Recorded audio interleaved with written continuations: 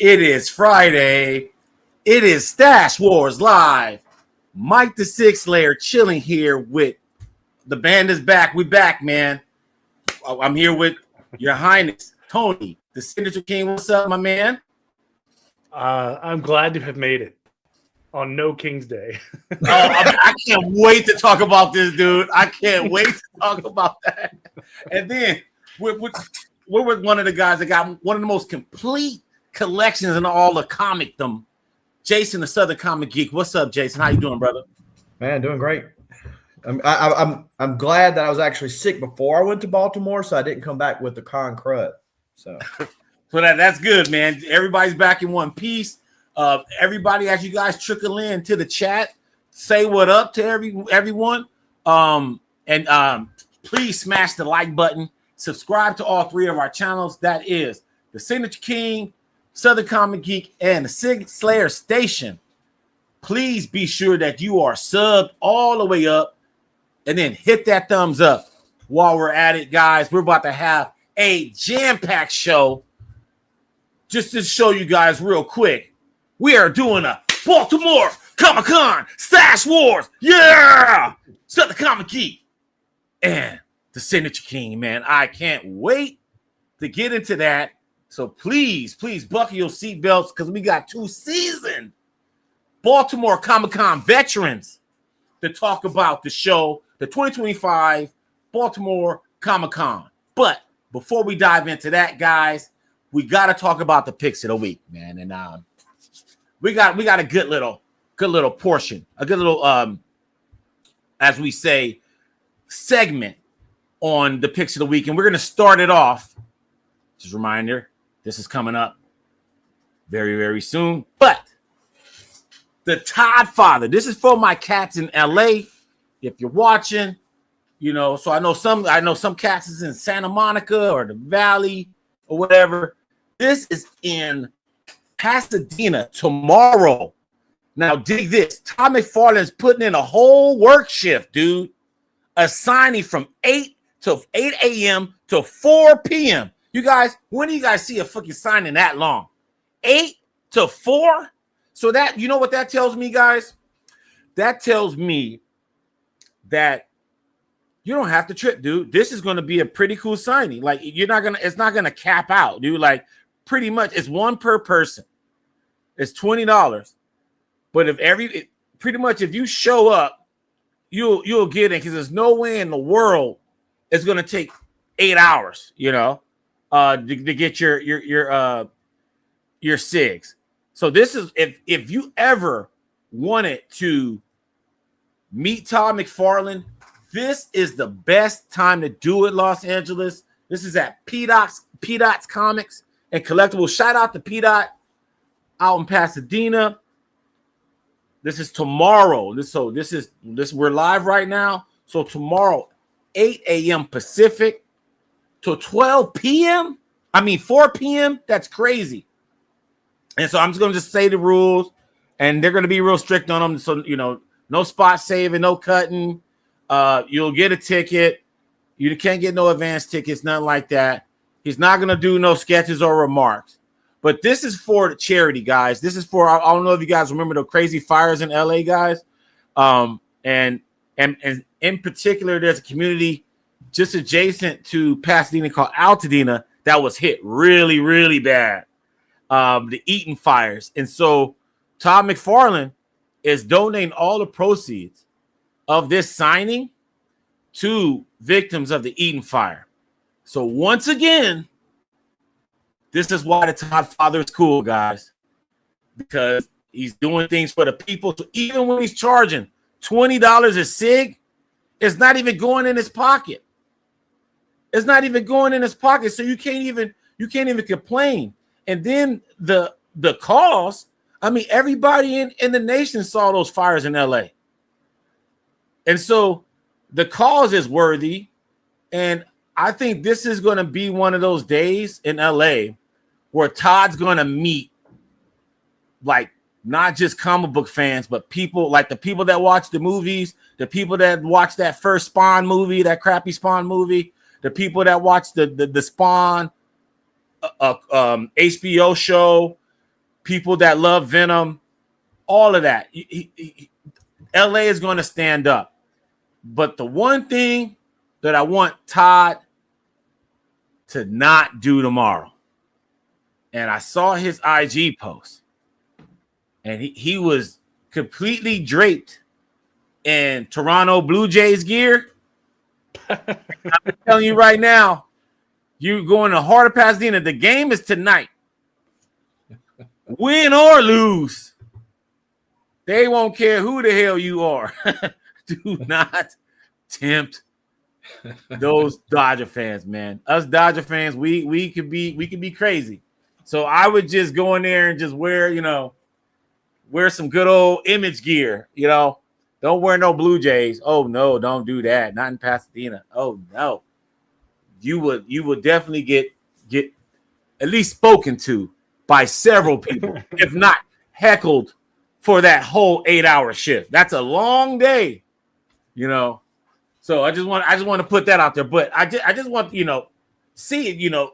What if you could pick one Todd, right? And I want you guys to talk about this, because it's one per person. Which Todd would you get signed? Who So Tony, have you met Todd McFarlane before? I have not. Never had the pleasure. So let's say there's a charity, in your community, and he was at LCS maybe 15 minutes away from you, 20 minutes away from you, and it's just $20, and you only could get one. So and it's charity, so it's like boom, I could get that guaranteed Todd that I've always wanted. What would it be? Jeez. I don't know. Probably that $700,000 piece of art. Oh, you got it, huh? So you saying you want it? Oh yeah, definitely. My wife totally let me spend $700,000 on some art. No, but if I could get my hands on that Batman 423 in good shape, like a serious 9/8 candidate, I probably would go 423 or a Spawn #1, either one. So 423. So Batman 423 or Spawn #1. SEG. He's at your LCS or your LCS's main rival, and it's $20 for a charity, somewhere locally in the community. And you got, have you met Todd? I've never asked you that. I have not. No. So you would definitely do it. Yeah, for sure. And what would you bring? Because I know you got heat, but the only one, obviously you would tell all your kids to go, and you would give them all $20. And it's the benefit of having a big family, right? Yeah. Yeah, just go there, squat up, and take them to their favorite, restaurant afterwards or whatever. That's a good idea, actually. and then just give them all $20, and then you just line it up. I did that with Neil Adams when he was $10 a signature. That's why I have so many. He was at a local. It was his shop and it was local. And I just told all my homies that lived in the area that I grew up with, and I was like, hey man, let's kick it, man. Let's go to this cool little neat shop around here. And I'll give you $10, and then I'll treat you out to lunch. And dude, so it was like people that had nothing to do with comics, man. And so I bet you there's probably going to be at least 10 parties of people doing that tomorrow. And I don't know if they're doing CGC or what. But what would you do, SEG, if Todd McFarlane was in your neck of the woods? Oh, that's tough. So Hulk 340 comes to mind, which is the classic Hulk and the reflection of Wolverine's claws. New Mutants 87, which he inked Rob Liefeld on first cover. Oh, yeah. First cover appearance of Cable. First full appearance. So those two come to mind. So Hulk 340 or New Mutants 87 is what you would bring. And guys, we are talking about Todd McFarlane signing tomorrow at P. Comics. And so if you're in the Los Angeles area, even if you catch us on the rewind later tonight, it's 8 to 4, man. That's the widest window I've ever seen of of comic book signing. That dude's chilling. He's putting in a whole shift. Now, here's the other part I wanted to mention about this. This is all because King Spawn 50 just released, I want to say last week or this week. And they're going to also be pre-signed copies of King Spawn signed by Todd. So you will have a chance to get more than one, because I know he's probably going to sign a shit ton of them. And that's going to help the sales for P-Dot's comics, you know, because they're all going to be his stock, and he's going to move them, and he's probably going to still upcharge a little bit, but some of that proceeds is going to go to the fires. So just letting you know, guys, you probably have a chance if you're like the first batch of people. You probably can get Spawn 50s as well to go along with your hot toddy. Yeah, I mean, Space Case. I'm going to say this with confidence because I've been in New York and I've been to Midtown Comics, so I've been to the great Midtown Comics, and I'm going to tell you this, guys. Los Angeles County is the mecca of comic books, man. There's nothing like it. There's like the city of Burbank, which is it's like a small ass town that's like maybe 5 square miles, not even that. Maybe I would say maybe 8 square miles. Okay, 5 square miles is small, dude. My town is 5 blocks. Yeah, I mean, but 5 blocks. But here's my point: in that 5 square miles, you got 4 comic shops. That's pretty good. You got 4 comic shops. That's crazy. Okay, and all of them. Neil Adams shop was one of them. It just closed down. And then you had another one that was near the Warner Brothers lot, and then you had another one that mostly focused on tabletop games, but they still had comics, and they had a lot of supplies. So I went there to get top loaders and long boxes and short boxes. So my point is, in the San Fernando Valley alone, there's probably like 15, and I'm not even talking about where Frankenstein is at or Golden Apple. Or I'm not even saying in Pasadena. There's 3.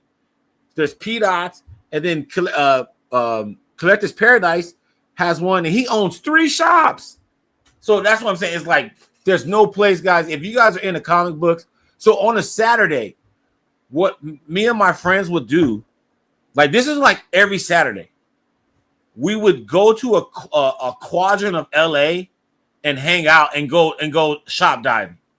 Dude, there's places in the boonies where like foods, like some of these guys that got Instagram accounts and stuff that everybody knows, they'll have a freaking storage bin where you can go over to their storage bin and just buy stuff straight from them. So when they're not doing claim sales, you can just go straight to them, and it's crazy, man. Like, so anyway, I digress. If you like, New York or Orlando and stuff like that, I would say even go to MegaCon. I mean, not MegaCon, WonderCon. WonderCon, that's in March, and it's right down the street from Disneyland. It's great. I got a hotel there. You can walk to Disneyland, and then you can walk to MegaCon, so you can if you were family, you could do the con for a day or so, and it's great. But what I would suggest, stay out there for a while. There's a lot of shops in that area that you can go to in Orange County. So that's what I mean. Like LA, if you're into comics, you want to go find the best comics, or there's even shops dedicated to just back issues. Shout out to Spiro's Heroes, where you could just go and randomly buy Golden Age books raw. Crazy. Anyway, went on a tangent. Hulk 340. New Mutants, what was it, 87? Yeah, 87. I'm not a Marvel guy. I know that's Deadpool, but I never knew the number. And then you said Cable, Tony, Batman 423, and what was the other one? Spawn. Or we could just get him to sign my poster here, my Spawn poster. You know, Oh, the big yeah. guy behind me. Yeah. Because I have this one where Spawn is actually beating Batman. So they made 2 posters. Batman winning, Spawn winning. So I have both. See, that's the other thing, guys. Speaking of posters, man, great segue. Great flipping segue. Put in your hashtag Stash Wars Live, guys. I got a bunch of these posters. This is Batman #1. I don't want to unfold it. I mean, I can if you want, but essentially is this image to the right there. But if you guys want this, I'm about to run it right now. Hashtag Stash Wars Live. And yeah, I'll give this away. Yeah, it's and I have more. This is the first one, but I'm going to give this away today. Yeah, they were giving those away at the DC booth. So if you want that, and actually, obviously, to me, at New York Comic Con, they were getting a lot of the Gabriel Delato Batman #1 sign, but I felt, in my humble opinion, that this one was the best. The one to the right there. The one to the left, that's actually issue #2. But Batman #1, that's the cover A. I just love that cover. I just thought it's cool, and the 6 came out perfectly on that when I got it. So yeah, man, hashtag Stash Wars Live. If you want that cover, Batman #1 cover, and it's a nice size. It's a real nice size. Hashtag Stash Wars Live. What up, guys? It's going fantastic here. So I just wanted to just say one last time for anybody that's out in LA, anywhere near LA, Todd McFarlane is going to be at PDOTS from 8 to 4. Like, I can't stress that. That's all day, dude. So there's that's like hashtag no excuses. Like a casual can pull up tomorrow. You know what I mean? Like, that's what that means. Like, a casual could pull up. Like, you know, if I was there, you know what I would do? Obviously, I would be multiple men. But like, if I was like really like dude, still like hard, I still need to get more Todd McFarlane signatures. I'll even bring my dad. I'm like, hey, Dad, roll with me over here real quick. Here's $20. You know, those bringing someone who's not a comic person is actually a really good idea. Do you know why? Why? Because they're not going to talk to Todd McFarlane for 20 minutes about nothing. They're just going to be like, hey, thanks for signing. And they're going to leave. Yep.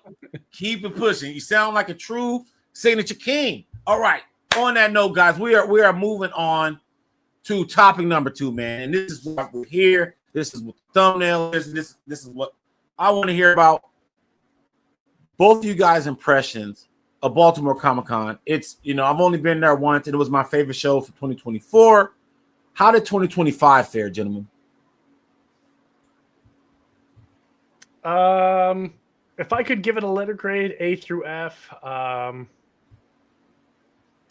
give it a B-. A B-. A B-. A B-. And I mean, that's still good, but they've had stronger shows. In terms of creators that were headlining it, I mean, Chris Claremont and Walt Simonson, they're there every single year. I've been going, this is my 10th year, but I've never missed a year except during COVID when nobody went. And they're there every year. And this year they made it seem like, hey, this is our cool headliner. Like, bro, they're there every year, man. Yeah, their line is always absolutely absurd, but that's normal. It's been like that for 10 years. But yeah, I got to meet a lot of people I've never met before in terms of creators. So that was nice. But yeah, B-. And then okay, but what makes it a B? Okay, so now you're making me, because you have to give us some kind of consistent scale. I know you're a numbers guy. Like what makes something an A+, right? And then that way we have a frame of reference on why it's a B-. So their big draw was, you know, someone that I would probably never meet anyway, Brian K. Vaughan. Don't get me Okay. wrong, nice guy, very nice guy, but not like Jim Lee or Jeff Johns. You know what I mean? Next year they're gonna have Scott Snyder, so that'll be cool. But Brian K. Vaughan, he did a lot of stuff, but not a whole lot. So and- he was the headliner. Yeah, it was Brian K. Vaughan, Walt Simonson, Chris Claremont. That was their big draw. Oh, so But I see 2 out of Claremont 3 every year. Claremont wasn't there last year though. He was scheduled, but they had the Cassidy funeral that a lot of people canceled so they could attend, which absolutely makes a lot of sense. Like, not holding anything against them. But yeah, I mean, he's been there pretty consistently over the last 10 years. So to me, he wasn't a big draw. Seen him plenty of times. Never decided to wait in his line all day. So it was like Brian K. Vaughan. He did a lot of Vertigo stuff. It's the shit that wasn't in your pool. Ex Machina, Last Man, that kind of thing. It just wasn't a draw for me. But then again, I'm sure he sold a lot of tickets, but he didn't sell out like Jim Lee did or Jeff Johns did. They sold out like pretty quick. Well, yeah, I mean, those guys. I mean, Jeff doesn't. I mean, you saw him that year. Have we seen Jeff since? That was the first time I've ever seen him in my life. He was signing hard for like 2023, 2024, and he'd be around, but he hasn't done anything like formal. Like, he'll be at the show, but he's not doing, so that type of thing. SEG. Pretty sure SEG broke something. Give it a letter grade and then explain. I'd go with a B. I'd agree with Tony's. Me and another guy were talking about this when right before the con got started, was that we can sound kind of spoiled because we go to so many cons, so that whereas somebody says, Walt Simonson, are you nuts? Man, that's a great headliner. But to Tony's point, like, he goes to the show every year, right? So and Tony's done got or had an opportunity to meet him, get whatever he was going to get signed. And so, somebody that hasn't met Walt Simonson, hasn't met Chris Claremont, that type of thing, it's a great show. It's still not as good as Heroes, but I mean, it does have a lot of pluses as far as it does have a lot of creators. The lines were typically, if not long, there were windows that you could get in, and get stuff signed. You could have other people in, like Mark Wade's line, for example, and text you and say, "Hey, get over here quick! Get over here quick!" And have me come run over there. So, I mean, it's still a good show. I think last year was stronger, at least to me, than what this year was. But everybody can have an off year. And again, you go to so many cons and you start to get, sound spoiled, that you. Well, okay, so SCG, stay with you. What was your high and the low? What was the highest point, lowest point? Because every con you're supposed to have a moment, or else what makes it be a B? You know what I mean? Or else it's a C or a D. You know what I mean? So you have some kind of moment to give it a little, fun factor. Was it something that you picked up? You don't have to mention it yet, but was it that kind of moment, or was it a moment where something cool happened where you didn't expect? No, I really, it was just an overall. It wasn't no like great moment. We had I got to meet up with several folks. We went to the art meetup and exchanged portfolios over dinner. One night there. Got to walk up and not stand in long lines to get creators to sign stuff. That's always great. Saw Tony again. There was one creator, which I'm not going to name them, that I was excited about seeing. And he's a super nice guy. Reason why I didn't say something about it to him, but, had kind of a rough experience with that one at the show. But again, just overall a good show. What's up, Tim? All right. So, any high point, low point for you, Tony? Yeah, high point. Just what Jason said is just meeting up with people in the community. it's always a pleasure to hang out with Southern Comic Book Geek. Got to meet Digger Jim for the first time. Great person in the community. Met with Batman statue collector. That was the first time I met him before. Super nice guy. That fool's David Finch sketch collection is like, dude. He showed me. Oh, that is insanity, man. That's not a cave. He lives inside of a museum, an art gallery. It was fun to see him.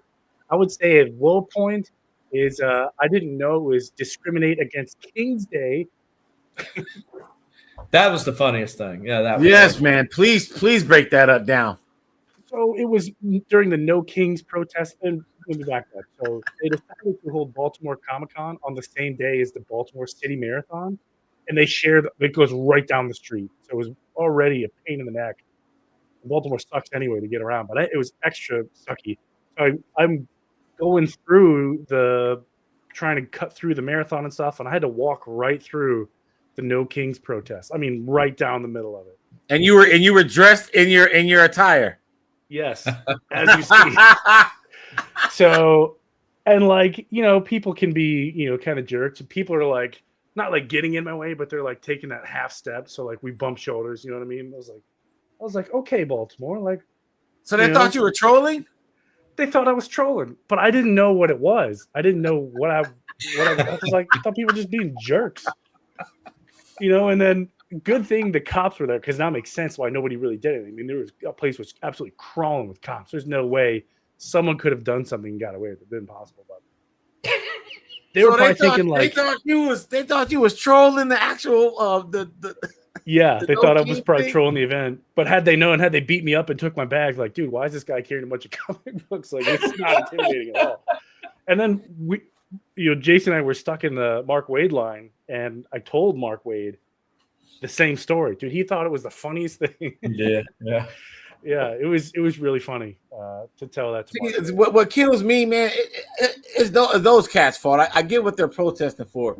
But they're ignorant of Signature Land, man. You're the king of Signature Land, dude. I mean, they should know royalty. You know, you're a real king. Like you're visiting Baltimore Comic Con to see your royal subjects, you know, and they're giving you a hard time, man. I would feel crummy too, man. It's like, you know, heavy is the crown. And I was wondering why, like, as I got out and I'm crossing the street real quick, and like everyone is like staring at me. All the people saw me just come out of this No Kings protest. Like, oh, excuse me. I just got my little tote, like, nerd, getting ready to nerd out. And everyone's like, look at this guy. Like, I could, dude, the tension was so real. You could feel it. You could cut it with a knife. And it was so awkward. And now I know why. Man, that is the funniest thing, man. Like, it's funny now, but at the time, I was just like, I was just being a jerk. Everyone was extra spicy. Well, I mean, dude, they were having wasn't they having those protests like in multiple places, right? Mm-hmm. So it wasn't city across America, yeah. Yeah, so I mean, like, that's funny. So they thought you were just there, like, okay, here I'm the counter protester, but I'm going to Comic-Con at the same time in a royal purple velvet blazer. Yeah, clearly I'm here to troll people in a velvet blazer and a purple crown. Like, come on, people. You know, I'd have been like, dude, you lower my grades, I kick your ass. Yeah, right. I was gonna throw down if they messed up my books. Like, I'll take a black eye or a bloody lip, but as soon as you touch my comic book box, it's wrong. Man, that is hilarious, dude. When you guys told me that, dude, I passed out, dude. This dude, the Signature King, is getting pressed at the No Kings protest. Dude, that is classic. That is classic, man. I think people don't understand like the poetry in that, man. Like that's a freaking comic strip right there, bro. That's a Mad Magazine comic strip right there. Like a little pinup. They're facing the street and they're holding their sign, and I'm coming up behind them, so I didn't see any signs. I thought they were part of the marathon, so I was like going around. Go, Timmy! Let's go! You can do it. That is hilarious, man. All right, dude. Like, I gotta talk. I could talk about that all day, and trust me, dude. I laughed till I got a headache, and then whatever some dude did a little video, that y'all sent in the chat, that had me on my ass. It was good. It was Yes. a good time. That was man. Okay, so all right, so you made it back in one piece, Tony. I mean, but come on, dude. That should bump it up to at least an A minus. That is a classic story, dude. The best type of trolling is unintentional trolling. Dude, then you just get the full confidence, like, yeah, I'm doing it. Like, no, you got trolled. That's the whole point. You got trolled. You weren't doing nothing. Yeah, you're right. You're right. But like, I didn't. They were setting screens on you, dude, like they're Charles Oakley. They were like shoulder checking me and everything. I was like, this guy, like, what are you doing, man? I'm just trying to cross the street. This is, man, that's classic, man. That's like the time, like, okay, so when I got kicked out of Comic Con one year for trying to get a Miller Sig, it was trying to get a Kevin Smith Sig, like in his prime, and then I was trying to like sneak backstage or whatever, and I got kicked out. But that was a classic ass. Like, dude, I can't say it was a B minus. I have to say it's like at least a A minus, because I got all the way there, and this fool Kevin Smith looked me dead in my eyes and saw me get ushered out. He was like, it was hilarious. But the year before, I did the same thing and got 2 Millers. So I was like, dude, all right, I'm gonna try it. But but my point is, some of those moments that are they come out, they seem like they're bad, now that you're home in one piece and hopefully with some SIGs, and you got a video. I mean, this is a movie, man. This is a documentary. We need to talk about this, man. This is crazy. I have for Southern Comic Book Geek is total. What are your numbers for the con? How many total signatures did you end up with? Ooh, I didn't count them. You want? I need to count them. Yeah, I'll go first. I went with 44 books. I got 43 signed. Okay, so that's 90 what percent? That's crazy. And the only reason I didn't get the last one because I'm a ding dong and it was tucked behind one of the boxes. I didn't even see it. So because it was it was going to be a Mark Waid book, and I got a ton of Mark Waid. Derek here is asking. So all right, so this is what we're going to do. We're going to start this portion right here, guys. For the cast that want to know what's up, what we about to get into. Bam! We about to start this Baltimore Comic Con Stash War. Now we're going to alternate.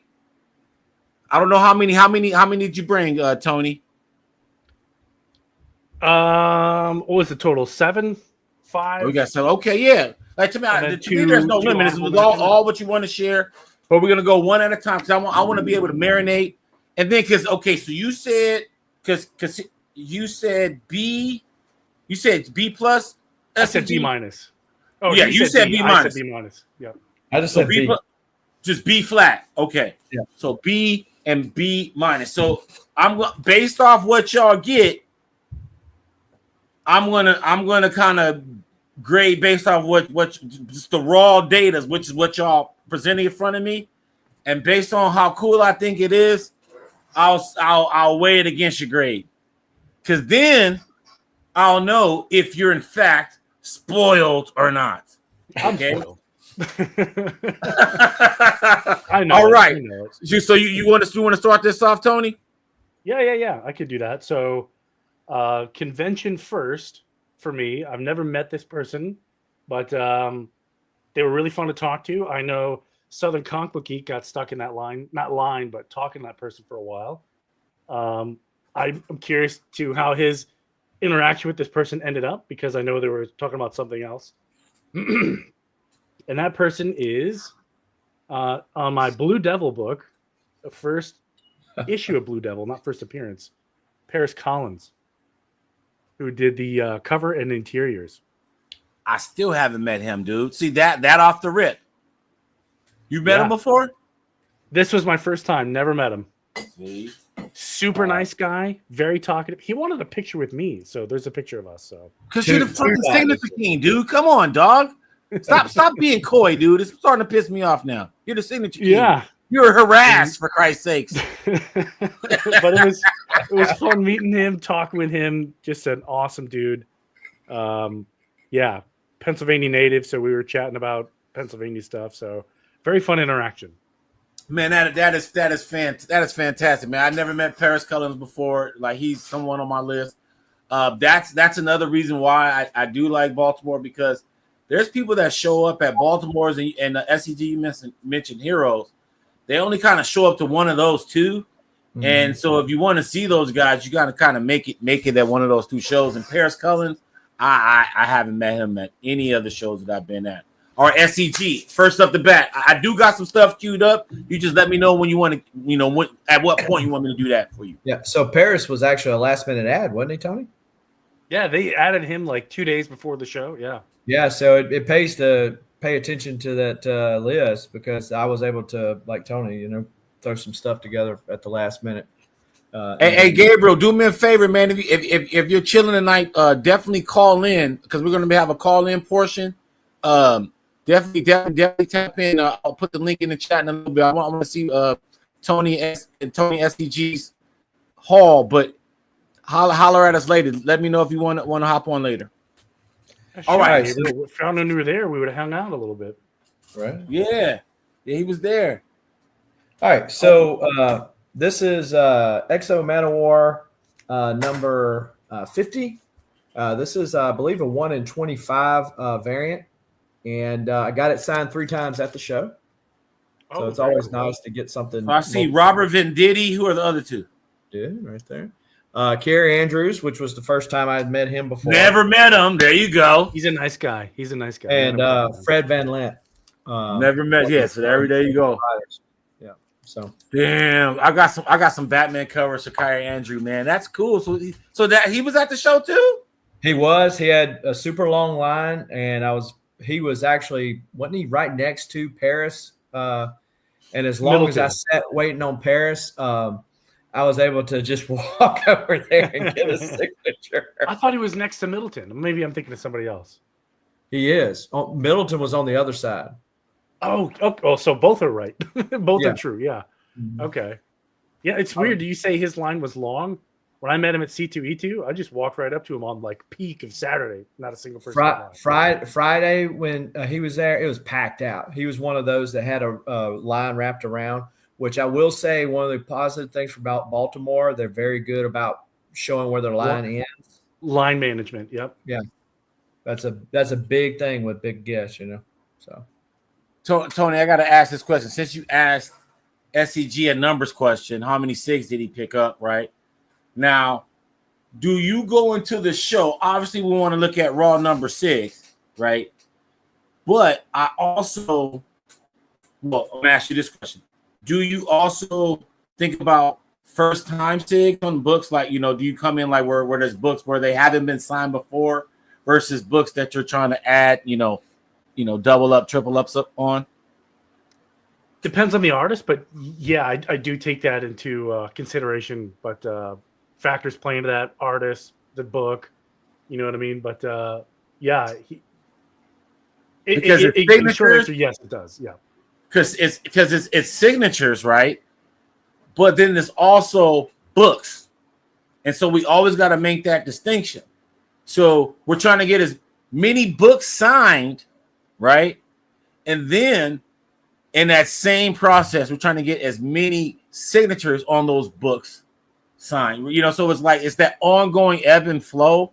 And a good con to me is if I can get 2 SIGs or more for the first time on multiple books. You know what I mean? Like you just like SCG, you just had 3 books. 3 SIGs on that Exo Manowar. Like if I got like maybe 15, 20 books that are like that, that's a good show, man. Like, because that means a lot of people, you're feng shuiing with your pull list. You know what I mean? You're at the show, you're seeing a bunch of people, and you just bought these books recently, and they're like almost fully blessed by the time you leave the show. I think that's great.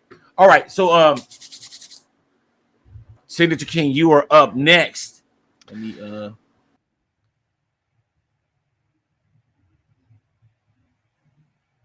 Tony. And our schedules just weren't ever aligning, and it's been bothering me for a couple of years now. hold on. Oh, I know what happened. Hold on. We didn't hear you. Add us all. I was like, dude, why was this just stuck on Tony? I mean, on Jason. Now, you stuck in you. What were you saying? They didn't hear you at all. Yeah, so I've been chasing this guy down for a while. I've met him before, but now he's crazy popular. Trying to get him to sign this book so I can finish it and be done with it. And literally, I think this was one of the last signatures I got on Saturday. But happy to have it on Forever Evil, David Finch. On the I was about to say somebody better have got some David Finch. Yeah. I got him in the graphic. David Finch. Okay, so was he still 10 bones? Give us an update on his price. Yeah, I think he was 10. No, he's 15. He's 15. He's 15? 15. Oh my God. He's still technically tier 1, but he's upper echelons of tier 1. Yeah, I had 15 $1 bills left, and I made a joke like, "Hey, I'm going to pay you in ones." He's like, "Please do. We need ones." And I was like, "Okay." Damn.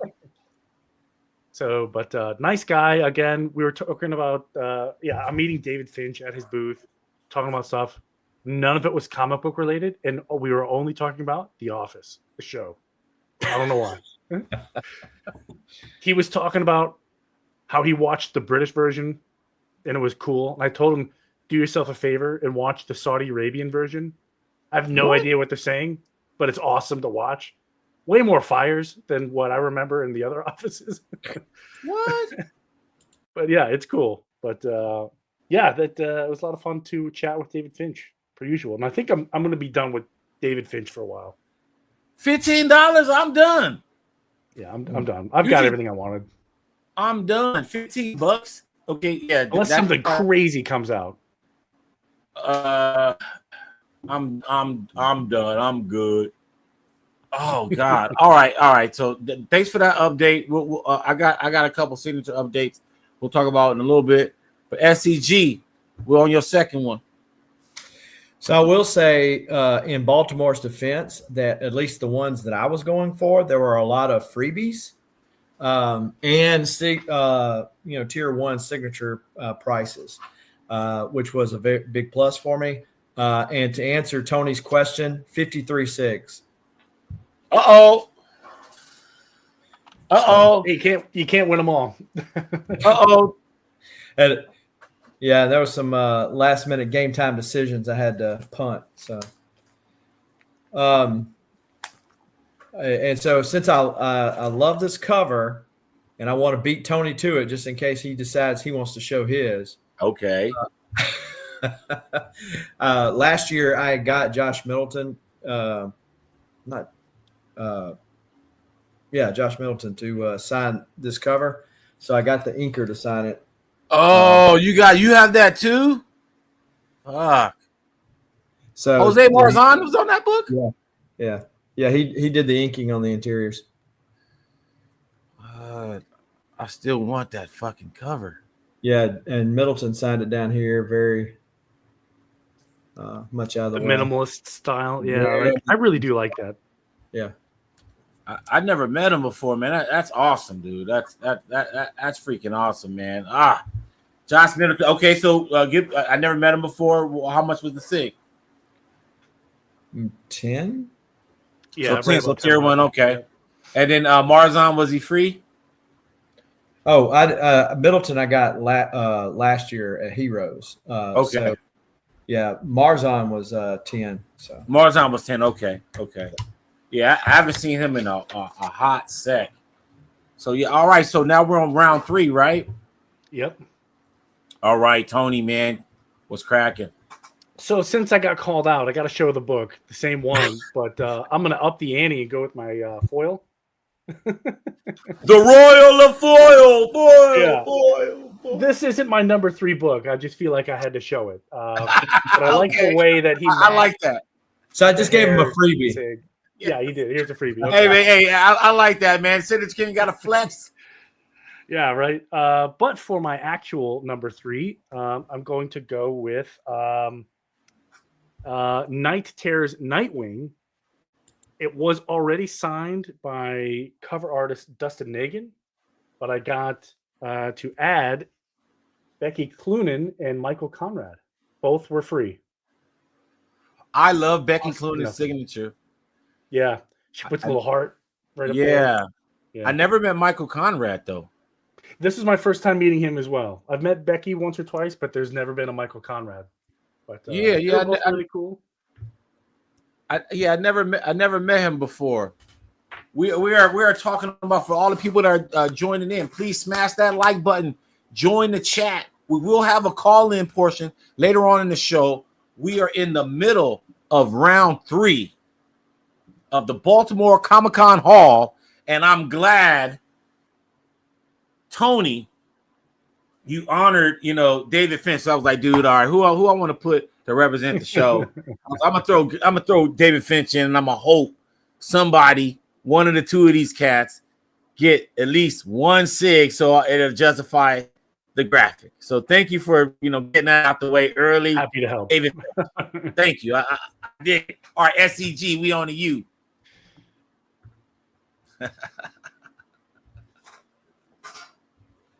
Oh, you're muted. You're muted. Yeah, muted. There he is. Diego, I haven't shown the original art yet, so you haven't missed anything.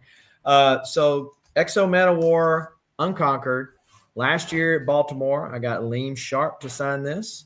This is the 1 in 250 leather variant. Leather variant? Leather. Yeah. The cover's leather? Yeah. Smells it. Dude, that's really cool. I kind of like that. And so Becky Cloonan and Michael Conrad sign here. Dude, that is awesome. Who releases Exo Man of War? What publisher is that? Valiant. So that's a new book? Came out, let's see, what is last year before last? So did Valiant still make comics? Yeah. Yeah, I knew that. But I just never seen that cover before. Man, I don't yeah, know. Well, it's a 1 in 250, so you got to think, okay, how many shops are ordering 250 copies of Exo Man of War Unconquered, And that's the key right there. Mine. Yep. But yeah, so so you can't really see Liam's, and if you ever seen Liam's signature, it's really weird anyway. Yeah, it's like a scribble. He put it in black. It's like hieroglyphics or something. He put it in black. Yeah, man. Man, just pop him upside the head, dude. God damn it. That's a perfect opportunity to use a paint marker because that leather will absorb it really well. Yep. Man, but that's a hot book. I like that cover. I think that looks really good. Let me check the chat real quick. Yeah, man. I don't know, but I want to have you and Carl on Stash Wars just to talk about Valiant because I don't know nothing about it. So I'm talking to you later about that. But yeah, that was a cool cover, man. It kind of reminded me of the Rorschach Journal. DC had the from the Watchmen, you could buy the actual Rorschach Journal, and it kind of looks like that, but it's cool. That's dope. So now we are round 4, and Tony, we B minus. You said pairs so far in this lot. One person that you haven't met, right? And that was Paris Cullen, right? Yep. Everybody else is par for the course. All right. So what else you got? It's funny because SEG was saying he got black ink on a dark cover, and I hate that too. That drives me nuts. But I think I have one here that might beat it.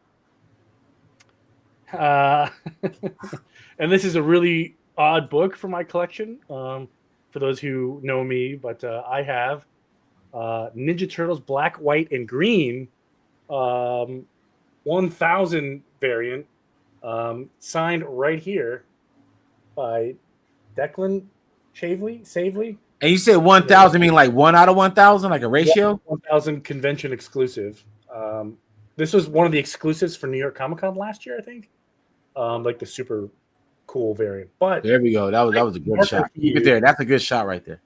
Type of marker he used is called liquid chrome. So it wasn't paint. It was, I don't know what it was. I've never seen it before, ever. So this is another first for me. So now I got to go out and find liquid chrome markers. And I didn't realize he's like, yeah, I'm going to use silver. And I was like, okay. When he was done, I was like, wait, why did I just agree to that? Looks silver on silver. You can't even really tell. You got to hit the right angle. You're like, okay, there it is. So, yeah. Okay, now I know you guys got your own channels. I don't know if you guys already did like a unpacking, did your highlights on your channel yet. But my question to both of you real quick, did you at least bring your favorite signature? And what I mean by that is it doesn't have to be your favorite book or key, but the way the SIG came out was the best. Did you at least is there at least an entry? I have one that got intrigue. It's in my honorable mentions, and that's why I brought it, because of the intrigue. Okay. And SCG was there when it was signed. He's standing right next to me. Oh, all right. So I'm curious about that. So SCG. All right. So we're on 4. Yes. You bottom of the 4th. All right. So bottom of the 4th. Let's show the X-Men art. Yes. I've been waiting on this right, y'all. Give me 1 second. Bam. All right. So they had a art drop for this is the X-Men of Apocalypse, which is, called back to the Age of Apocalypse from back in the 90s. Simone DeMeo, who's known for his, Batman and Robin stuff, where he was doing interiors there too. Recently started work at Marvel. Wanted to get a page, struck out. My internet went too fast. I snoozed, whatever the case may be. So I seen Matt DiTullio, who was there at the show. He told me to come over. He said, pick out a thing, and I'll call Simone and get you a deal on it. Because he knew I had missed out. So managed to get this page. Picked it because of the good representation. You've got 5 of the X-Men here: Magneto, Rogue, Blink, Gambit, and Morph. And you also got a nice Magneto right there, and Morph, doing his Morph thing. So he's so clean in the way he draws. I mean, you almost think it's digital, but he's got this really neat sponge technique. So was happy to that was actually the first art pickup of the show. And so this was something that you prearranged, and you was able to pick it up. No, I missed out on when they dropped it on Comic Art Fans. All the pages that I originally went for, I missed out on this particular page. I was kind of like, well, let me wait till I get to the show. So when Matt called me over and we were able to work a deal with it, I went ahead and picked it up. Man, like I remember, yeah. Oh wow, it totally looks digital. Man, a lot of his stuff. That's the appeal is that his line work is so clean, and he can make things like he's real good with motion, things that that are in motion. That's what makes it look digital. You know what I mean? Like the stuff that he draws that is in motion. We interviewed Jeff Loeb just before this issue dropped, and this dude could not speak highly enough of Simone DeMeo. I know him from the Batman and Robin. You know me, I'm a DC guy, but we live in a Marvel world. As I say, here's my new quote. Don't steal it, guys. We live in a Marvel world, but Batman shit. All right, and he did Batman shit first. And now he's moving over to the Marvel world, and now he's about to get all his flowers. Now everybody's gonna be like, "What? Who? What? This dude?" And he's about to start blowing up even more than he already has. And it's great that he's getting an opportunity with a person like Jeff Loeb that has a lot of cachet. So this is great. And just speaking on this the comic art fans this art drop, that was an active night. Oh my god. I don't know if he sold everything, but he sold damn near everything. Yeah, he sold I think the cover to number 2 sold. I know that the number 1 cover sold, and several of the issues or pages sold. There was a few left there with Matt. But yeah, I mean, if you look at that shadow up at the top where Morph is doing the salute, I mean, it's just amazing what he's able to do. And he actually colors this too. So he does his own coloring on this. So he does everything. Oh, I mean, this dude is pretty good, man. He's pretty good, man. That's crazy. That okay. This is, I don't know if that Simone's first Marvel. Did he start with Marvel or did he start with DC first? Started with DC. Okay. Before Marvel. Yeah, because he's been doing a Batman for a while. Yeah.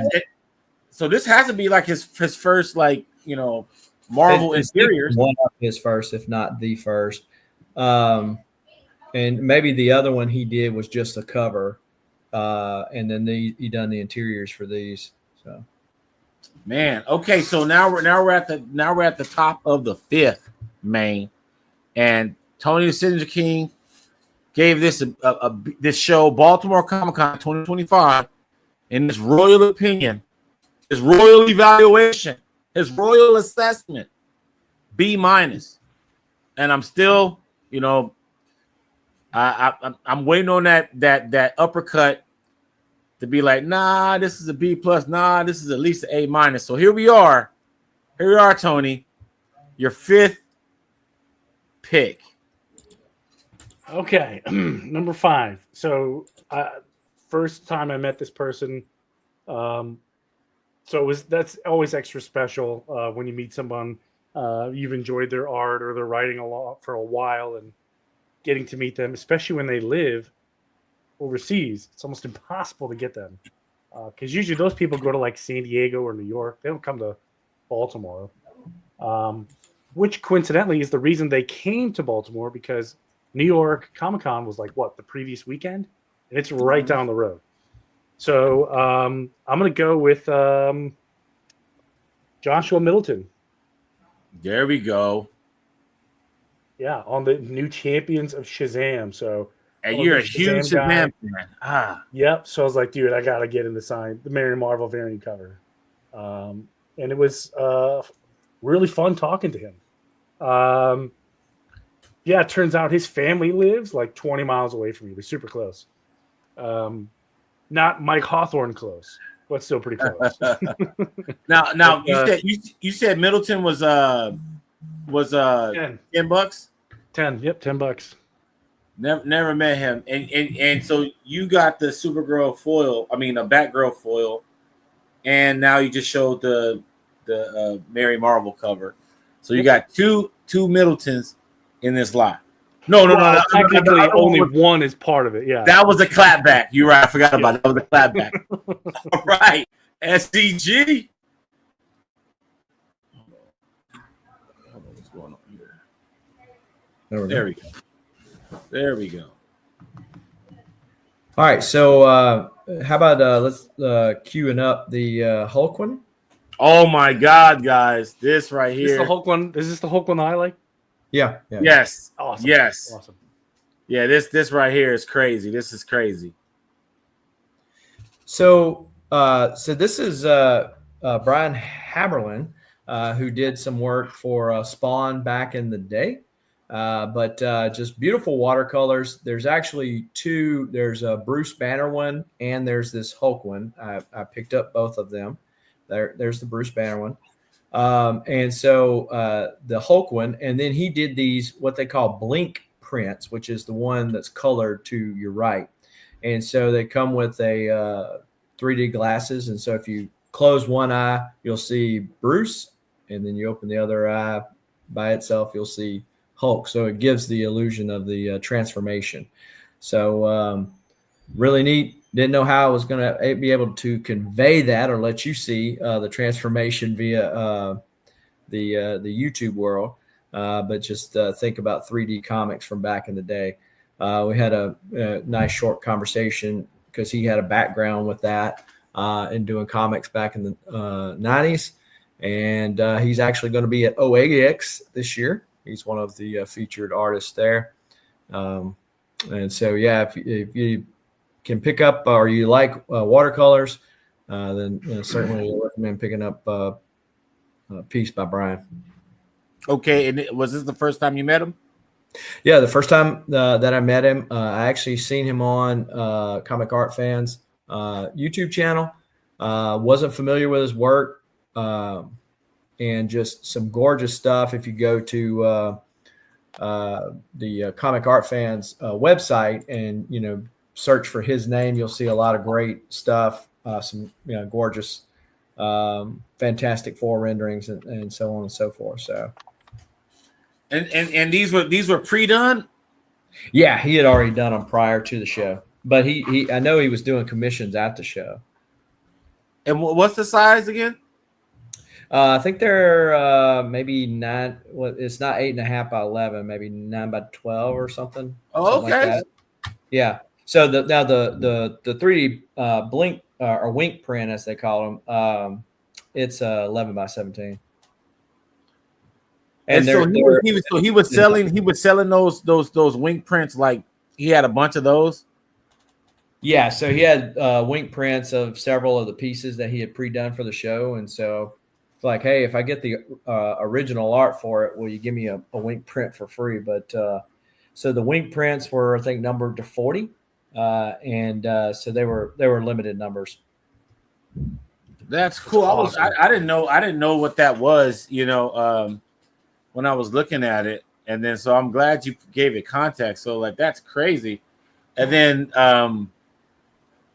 this is a fantastic Hope piece, man. That is great. That a watercolor, that's an excellent. And then the Bruce Banner one, I dig that. But this Hulk right here, oh my God, it's captivating. It's definitely captivating. So what do you do with a piece like that? It just goes into a portfolio and you don't look at it ever again? With color pieces, I feel bad putting them in portfolios. But see, that's the good thing about that being a smaller piece, because you can actually find better spots for it. That 11 by 17 in a frame is not going to fit, right? So, carbon dioxide is familiar with the spawn work. So there you go. Yeah. But, so I've got a Tony Moy, Christopher Reeve Superman that he done. And that's watercolor, and I'll put it over there by there. So this is your first time meeting Simone. You saw Demone too, right? No, Simone was not. He wasn't there.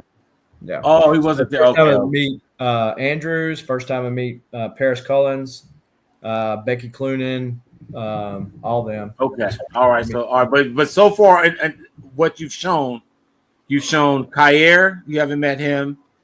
Nope. And then you gave the Paris Cullens, and I thought that wasn't that Tony did it. He showed Paris Cullens, but right.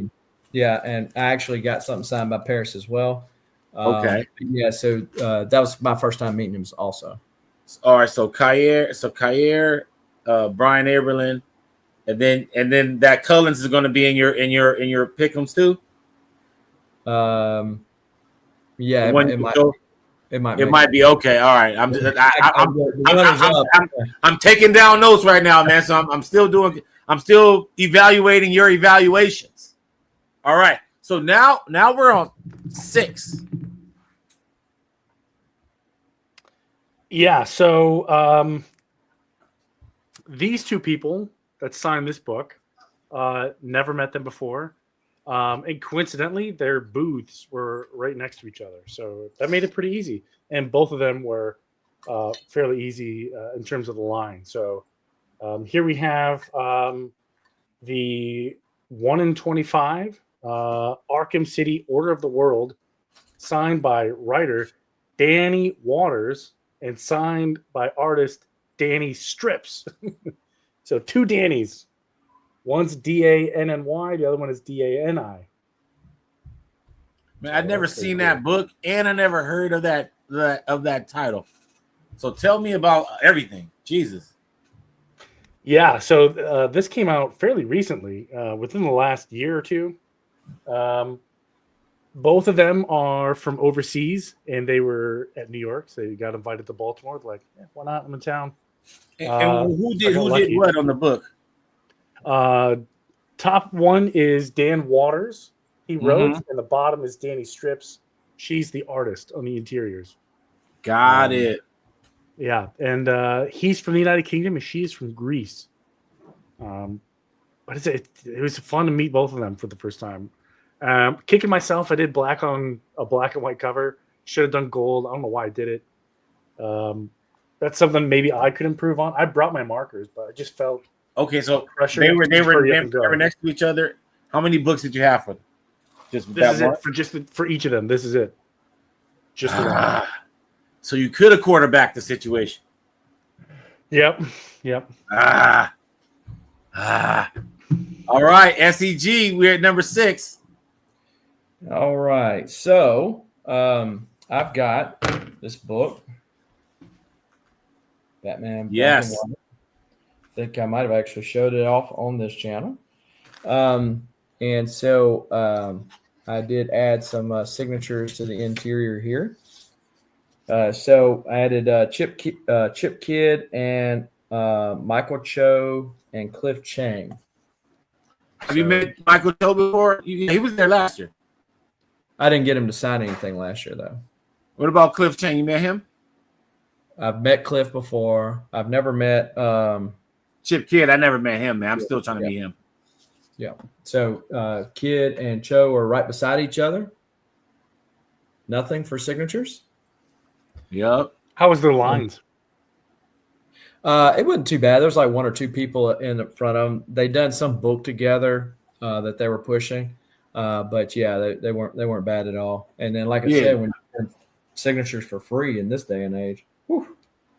That's a dope book, man. That's the whole Batman Black and White Volume 2 hardcover. Yep. With the Silvestri cover, and yeah, you got quite a few legendary SIGs in the inside of that. That is pretty awesome. And Chip Kidd, he doesn't come around often. Yeah, similar to Tony's, signature issue. I make a list prior to going to the show that has every person, and if I will pay attention to the list, I won't miss books. But Becky Cloonan did something in this book. I could have got her to sign it while I was there, but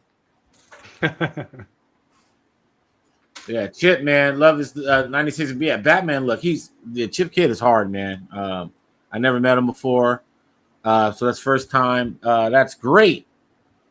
Tony, you said 7. Yeah, so I'm on the last one here. So this one was the wacky signature we were teasing earlier, and it's really weird. It's weird. I've met this guy a couple times. He's signed lots of my collection. Every time I see him, I pull something out, no matter how obscure or random it is, and I get him to sign it because he's just a lot of fun to talk to. So, and that is on my Soviet propaganda Green Lantern book, Joe Stanton. So he actually wrote his name on the top in Russian. What? He knows how to do that? SGG and I were talking to him. He's been to the Soviet Union back when it was still the Soviet Union. And he's taken Russian classes, so he's well versed in Russian. Is he Russian? No, he's American, but he just likes Russia. So he showed me something cool. Let's see if I can find it. It goes this way. So in the corner of this book, in the art, let's see if I can get it to focus. His name again in Russian. Oh, wow. Oh, that's cool. So he signed the cover that he did in Russian, and he signed his name at the top also in Russian. It's a very cool, interesting book. But so that was quite the experience. Chatting with him and getting him to sign this wacky book with a wacky signature. Man, that's cool. Yeah. Never seen that, man. That's what I love about the stuff that you bring to the show. We're both diehard DC fans, But the stuff a lot of times that you show, I'm like, dude, never seen that, never seen that, never seen that. Like most of the stuff, with the exception of the like the Paris Cullen stuff, like I've seen that before. But a lot of your modern stuff that you've shown, I haven't seen before. Which I mean, obviously the Mary Marvel, I've seen that one. But yeah, most of your list, man. So I like that, man. You crafty with it, man. SCG. So he just hit you with his final death blow. What you got, man? What you got? So I visited multiple times the Bad Idea booth, which if we're talking, which is always a good idea. Well, not if you're trying to save money. So, I was able to pick up several things.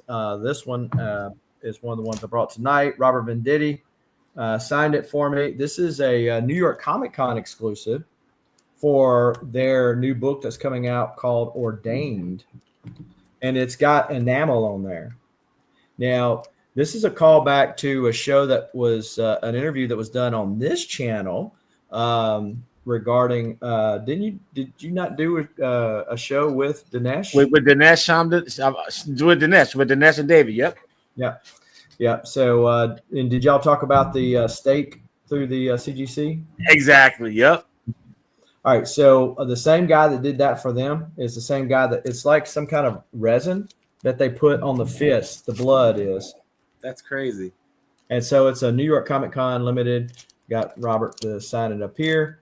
It's a sick cover too. Yeah. A priest with bloody knuckles. That's pretty cool. Okay. All right. So I need to. Oh, what's that there, man? What are you showing us, Tony? This is my whole stash from Baltimore. So that's the whole. Oh man, I love that.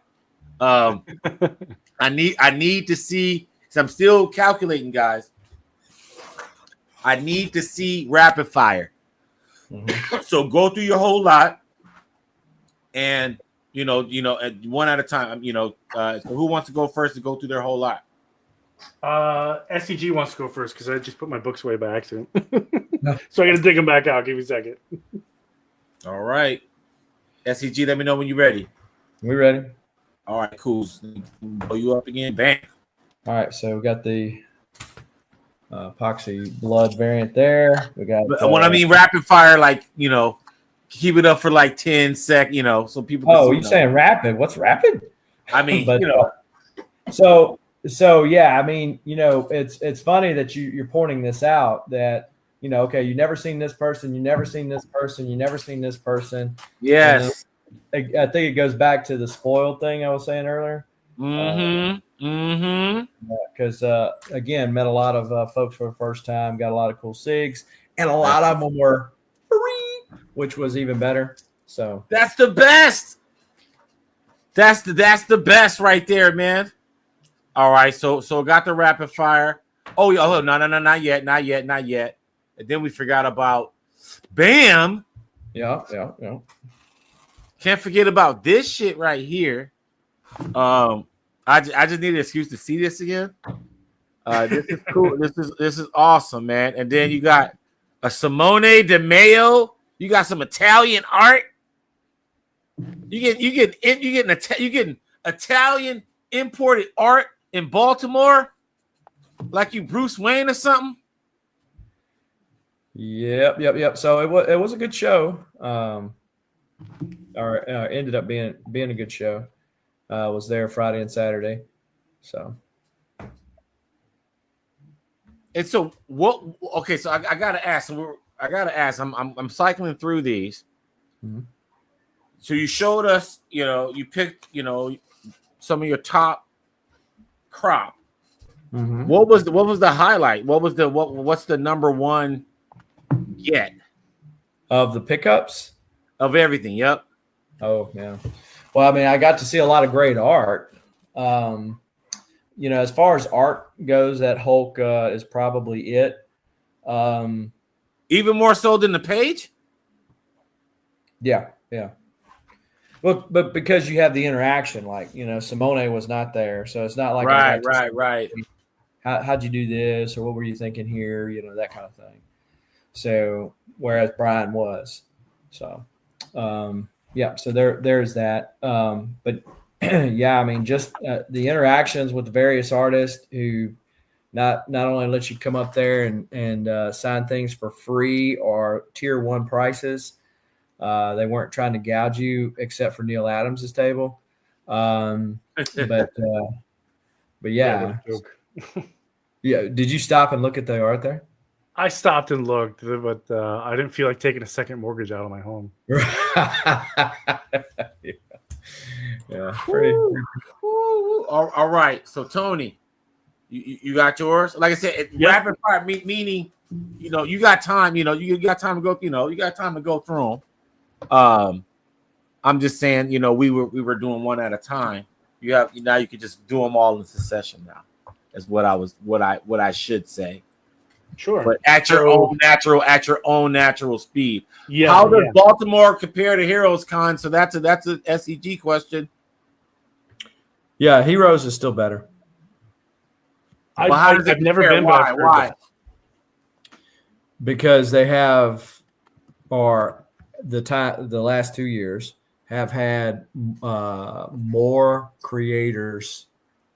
I took 53 signatures. I did way more than that at Heroes. Yeah, so if you're just talking about meeting the creators and getting stuff, I mean, Heroes is a slightly better. I'm not saying Baltimore is bad. I might upgrade from a solid B to an A- or something. But what was Heroes for you this year? Because you went this year, right? Yeah. So what's the letter grade you give Heroes? This year, it was an A. It's an A show. Okay, it was an A. Yeah. It's hard to see guy commissions. Oh wait, you getting roasted by Viago, man. That's funny. All right, Tony, let's rock it. Yeah, I forget what order they were in, but who cares, right? No, it doesn't matter. Still doesn't matter. David Finch. So keep that up right there. So that and both of these were signed at Baltimore at one point or another. Yep. That's cool. Paris Collins on Blue Devil, his first solo series. That's dope. But that's a classic cover. And that book's in great shape. It's a great shape. I think it is, at least a 9.4, maybe 6. Joshua Middleton, new champions of Shazam. So this one was a no-brainer for me to get. I went outside the box and got me some Ninja Turtles. Man. Which is good. Everybody loves Ninja Turtles. Becky Cloonan and Michael Conrad on Nightwing, Night Terrors. And briefly, we showed the Middleton, another Middleton. And for a wild sig, we showed the Russian Joe Stanton. And another wild card, the last wild card we showed was Arkham City, Order of the World, Danny Waters and Danny Strips. All right, so now you got to tell us which one was your number one overall. I guess you have to watch my video tomorrow to find out. So your number one overall is in this lot you shown?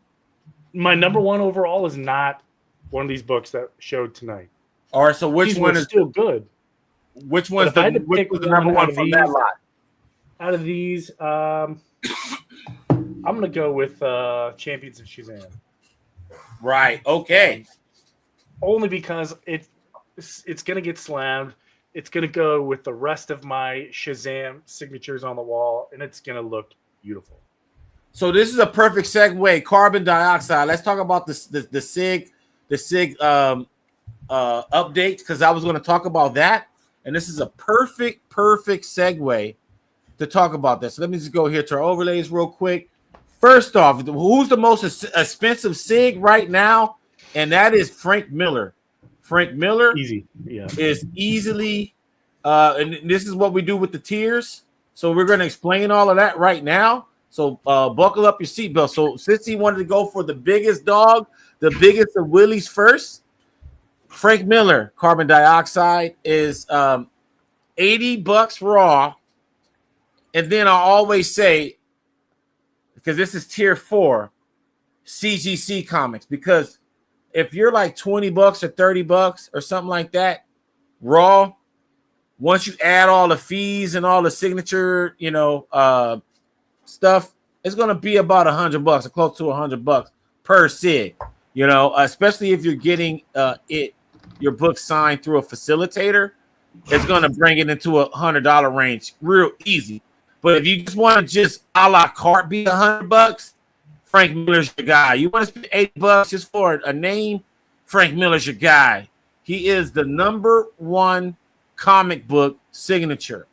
And then, since we've been talking about it, we're going to go back down to tier 1. Now, SCG's experience, it gives me a chance to reflect on his.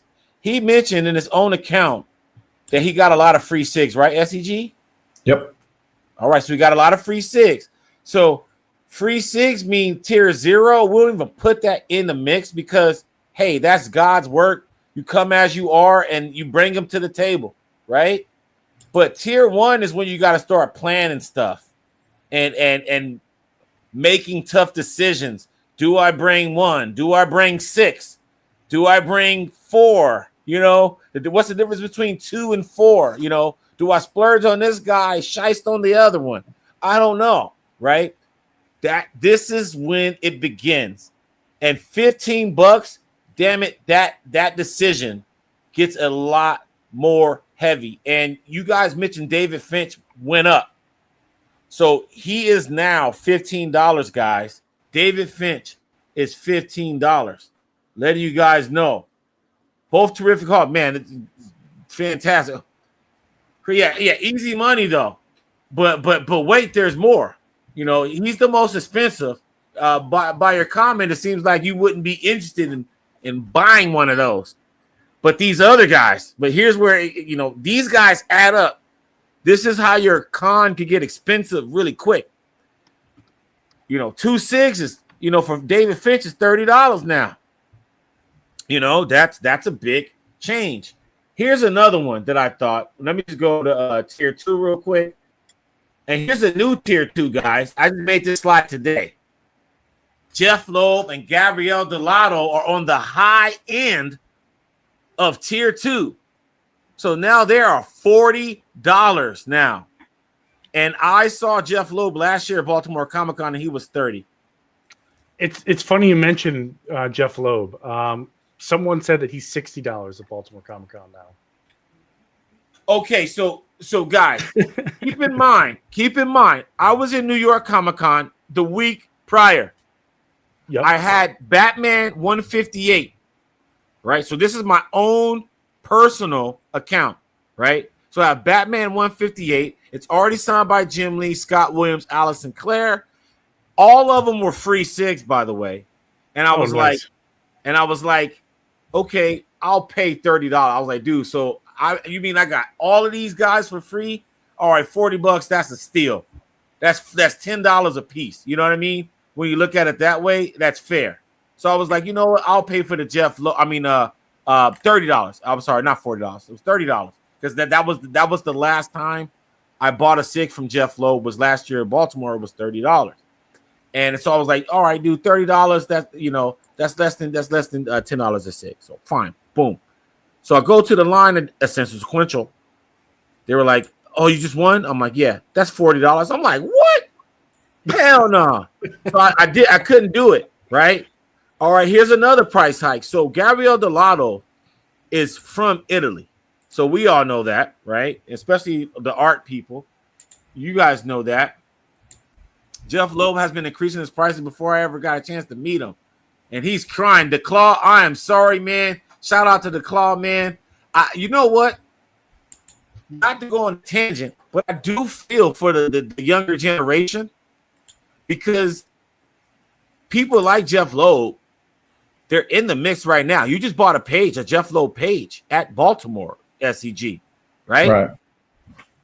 And so he's very much in the mix right now with Hush 2, last Halloween, and now he's back on Marvel, and I think he's going to do another story. And so he was $30 last year. Now he's $40, and then you guys are telling me a week later he went up another 20. Now you're telling me Jeff Loeb is $60? That Yeah, will, okay. Out of my price range. Is that $60? Is that $60 raw though? Yeah. Okay. Because we definitely got to make that distinction. That's crazy. Can these people just go to? I mean, they will. I'm telling you, the Claw. They're gonna go to MegaCon. Do a lot of these people come to MegaCon? Gabriel Delato was in MegaCon this year, and my point with I saw him 40 at Baltimore. Hey, Gabriel, you talking about Jeff Loeb? Oh, maybe he's 40. Yeah, maybe. I mean, I didn't. 40. That's what I'm saying. He was like he was in New York Comic Con. I saw him. I didn't pay this time though. I think 60 was for certain signatures, like the Red Hulk book cost more than the other ones did. Yeah, there you go. Because, like I said, he was in New York a week before that, and he was $40, and I said hell no, and so I would have flipped if he was charged Baltimore, but he's 40, so okay, he's 40, and then here's the other thing, guys. I'm glad you brought that up. So you mentioned Red Hulk, right? And that being a specific book where Jeff Loeb charges more than its normal price, right? Right. Let me go back a second to Scott Snyder here, who's $10. You know what I found out in New York? Tech 880, $60. Jock and Snyder are charging 60 bones for Detective Comics 880. Okay. I am so happy I got that. I got all that stuff signed for free. It's crazy what's happening right now. And the thing is, when I'm curious about what these signatures, because I never collected signatures for value. The value was all symbolic to me. And like you guys were saying, the connection to the story and the connection to the artist. There's artists that and creators in general. There's creators that I met where I liked the story and didn't like them. And then it made me not want to, follow their career anymore. Right. So the connection matters. And when you have a great connection, it makes you want to, ride for them hard, and you get more stuff.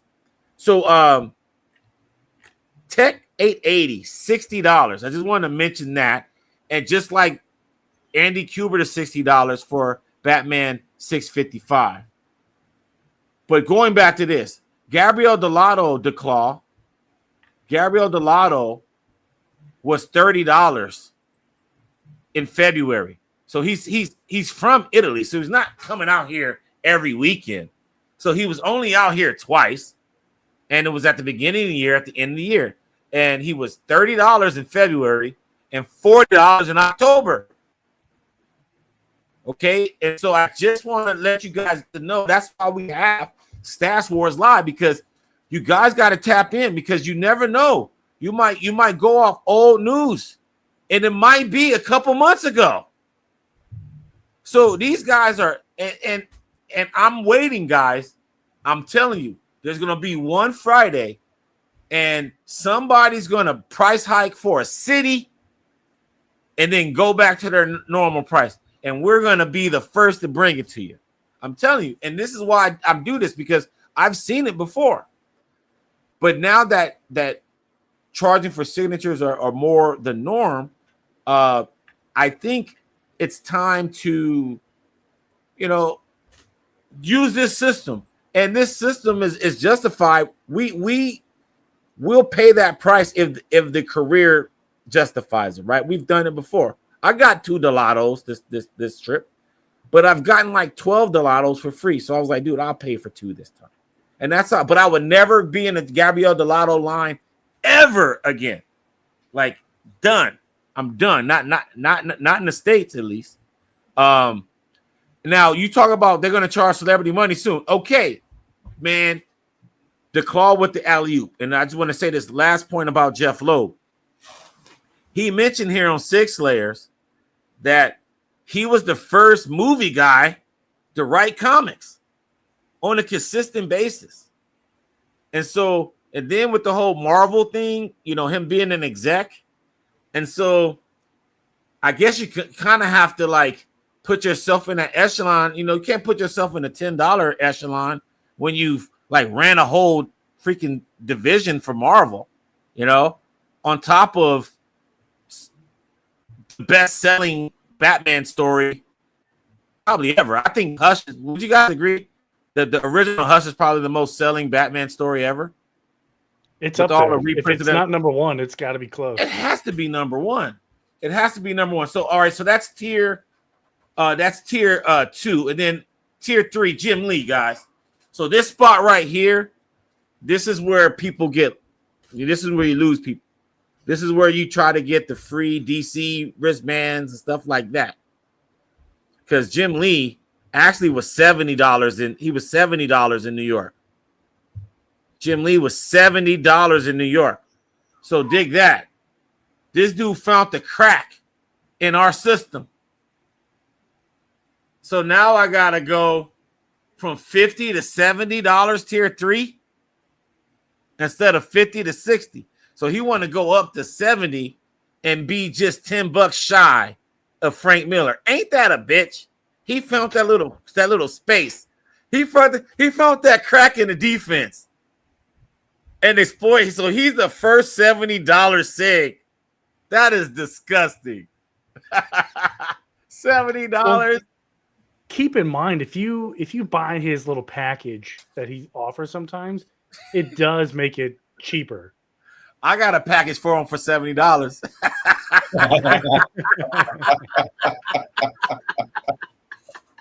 Man, so that was like I know we're talking about Baltimore and stuff, but I wanted to compare notes with the signature prices. No, Quesada is not 80. He's 40. Quesada's 40. And I was at his booth. I know his dealer. Here we go. Quesada, boom. It's funny that you asked him. It's not like I have like every artist, but you asked the perfect question. Yeah, Quesada's $40, and he was $40 2 weeks ago. At New York Comic Con. Was Quesada at Baltimore? No, I don't think so. Yeah. So his last appearance was New York, and he was $40. So there we go. Quesada's not $40. I'm sorry. You guys agree? Disagree? Depends. I would say it depends on when getting signed. Oh, okay. So all right. So hold on. Carbon dioxide.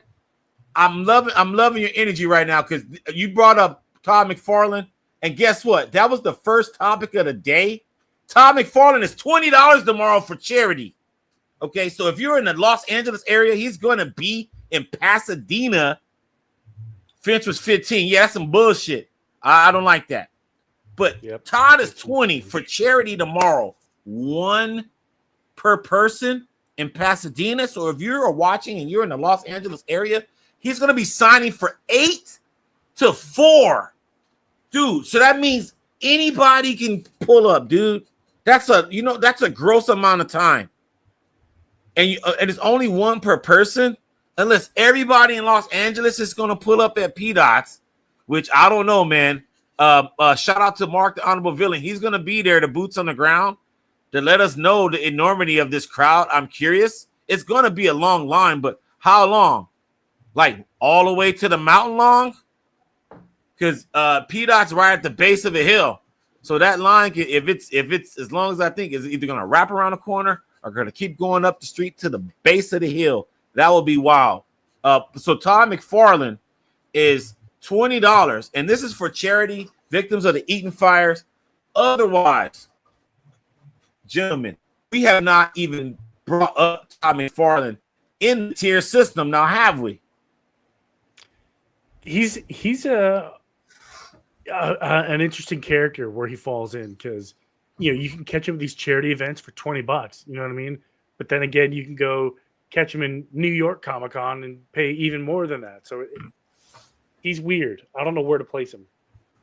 He is. I'm gonna tell you, Todd McFarlane is one of the. Hold on, what the hell's going on here? Todd McFarlane is one of the most to be reasonable guys in all of comics. Does a lot of free SIGs, but they're hard to get. Gabriel Dodd just answered it right there. Todd McFarlane is free, guys. He is free most of the time. Here's the thing.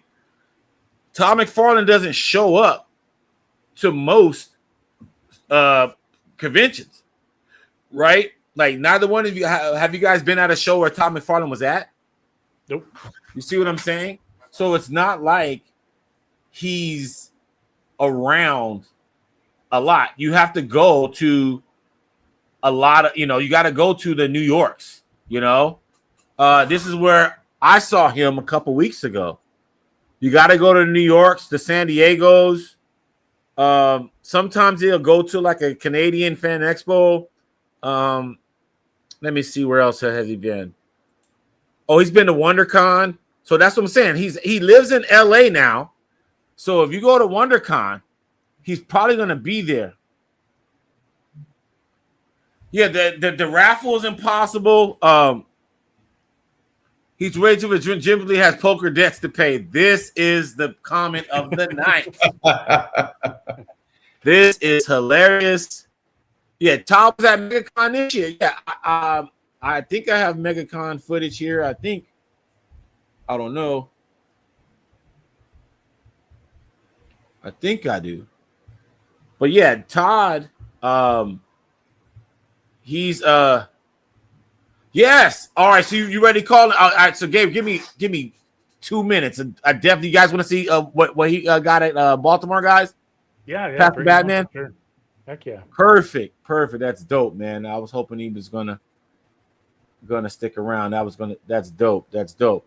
So yeah, man, like, Todd, this stack here has been all free, guys. And this has all been from Image Booth. Image Booth. Been at the Image Booth to San Diego Comic Con for years. This one, San Diego Comic Con. All these have been San Diego Comic Con. Yep, San Diego Comic Con. But I'm gonna show you the one from MegaCon this year. This is about, maybe, I've been getting Todd McFarlane signatures since about 2016.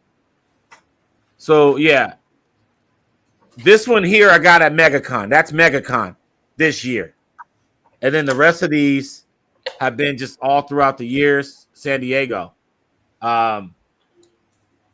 But my baby at New York, I'm going to show it again because this is my ultimate Todd McFarlane signature right here, dude. This Malibu Sun. His son, I don't know his name, but his handle is Top McFarlane Signatures. If you ever see that handle, that's Todd McFarlane's son. It's an eBay account too and an IG account, McFarlane Signatures. That's his son. He said he's never seen this remark before on a Malibu Sun. So this is a one of a kind, and this is absolutely free. And so, that's dope. So anyway, let's go here. And I'm gonna put this in the chat, man. Let me put this in the chat right now. Just copy. Yeah, man. I want to see what Gabriel got, man. I want to see. There we go. It's in the chat. And yes, let us know if y'all want to join, man. Let us know.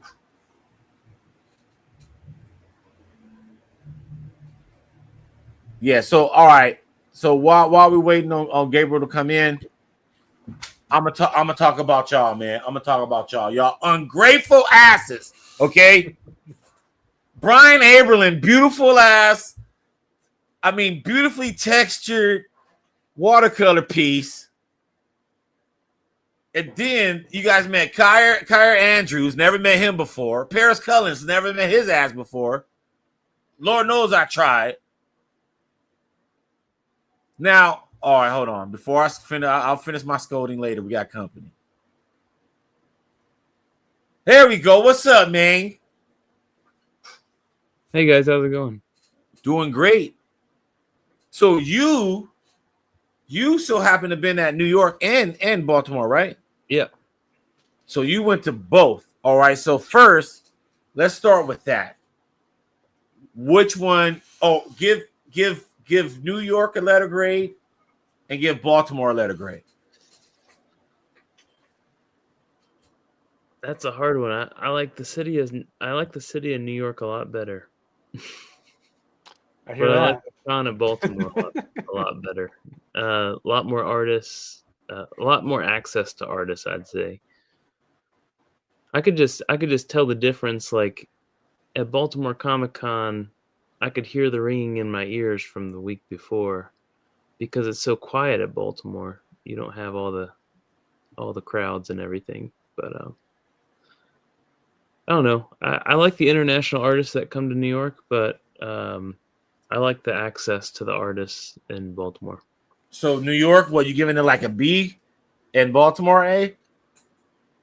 Probably, yeah. Okay. Yeah. All right. So we got two guys over here. The guys to our right of the screen, B- and B. And then we got Gabriel here, Baltimore. And that was your first New York, right?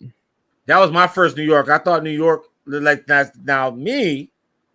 I didn't like the city of New York. I didn't like where I was at. I didn't like, even though I was right there. To me, it was just like I'm good. I'm from LA. I didn't want to go to a place where it was like more crowded than that. But food was good. The con was fantastic. So I give New York, the show, A+. Yeah. I give it A+. So much stuff happened. But okay. The problem that I have with New York is like things happen and there's no way to know about it until it's sometimes too late. So yeah, there's just always so much going on in last minute announcements, last minute guests. It's just impossible to know about it.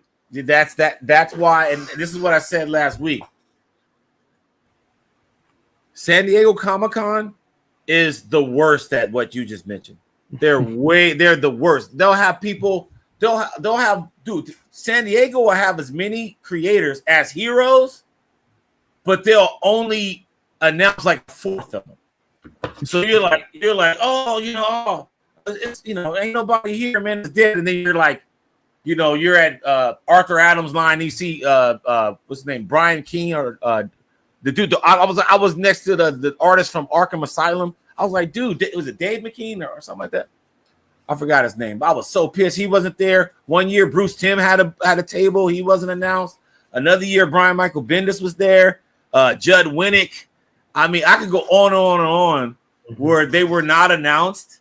Todd Klein was there this year. So, like, San Diego, difficulty level is like, I wouldn't say it's at a 10, but it's like at a 9.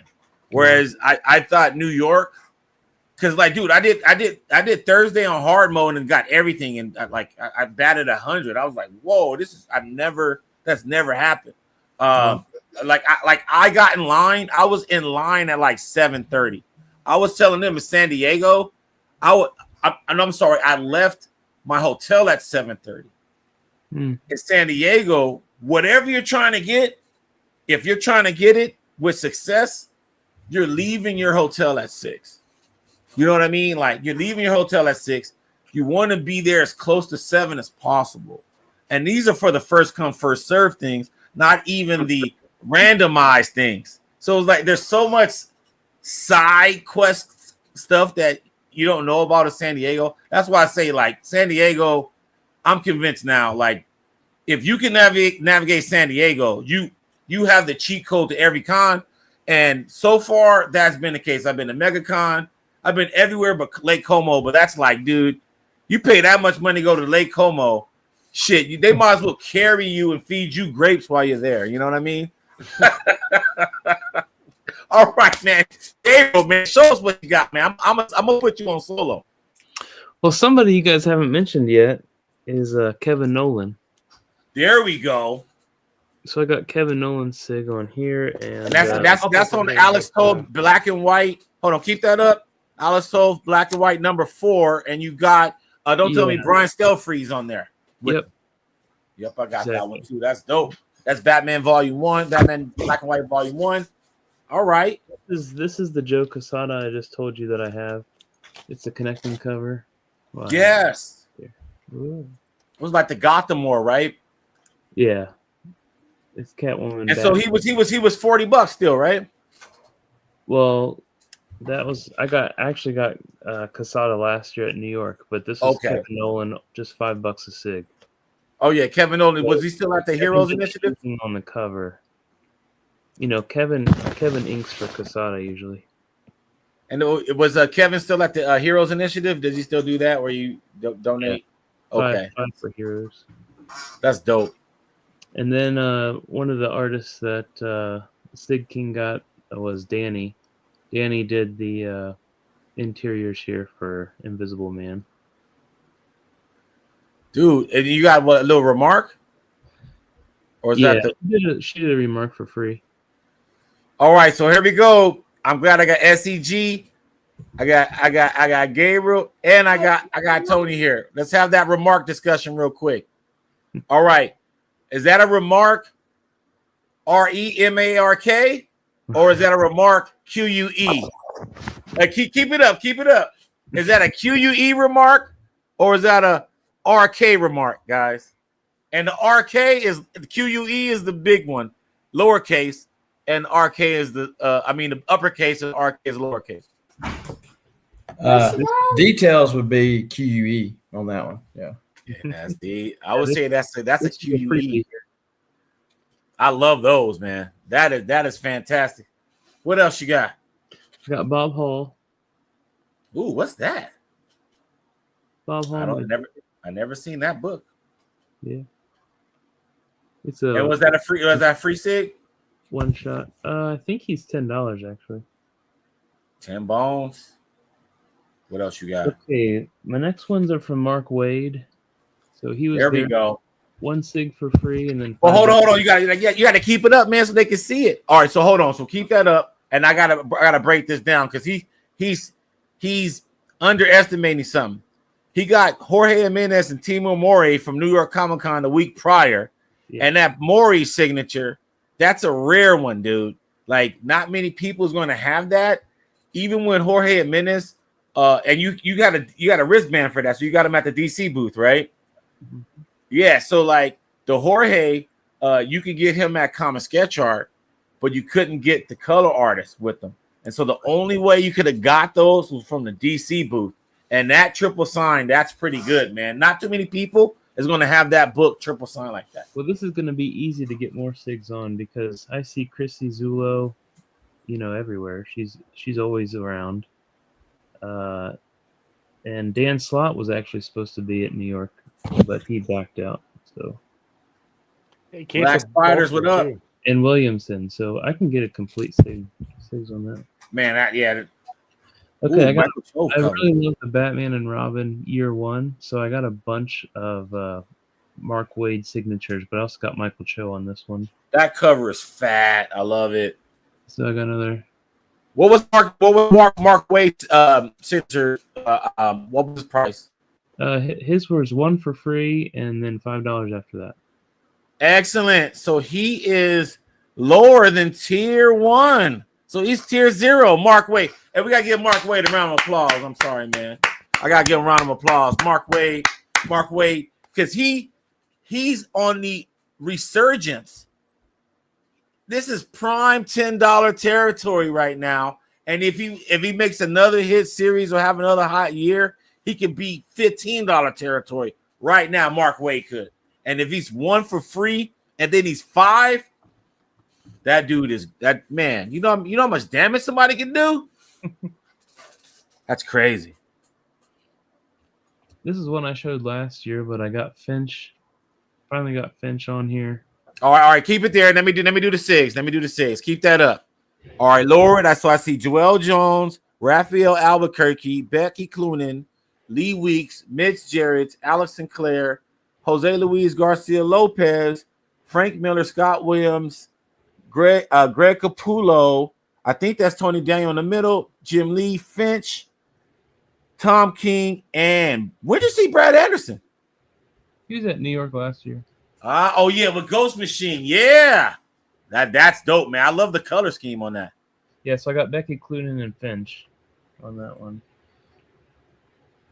Lopez. That's hard. Dude, I love what you did with that Batman 50, the color scheme, dude. Can I see that again real quick? The 50? Yeah, that one's good, man. I like how you did that. That's good. All right, so when you got that Miller, how much was Miller then? Was he 80 or was he cheaper? That was you got that earlier. I got that last year at New York, so it was $80. $80. So we still current. Okay, good. I only have 2 signatures from him. That'll be it. Hey, that's a good one to get though. I forgot he did that. Another one I worked on this year. Oh my God. Okay, so I see Jorge Jimenez, Maury again, Dennis Cowan, and I think that's Mike Harthon. And this guy who's the guy on the right there? Benedetto.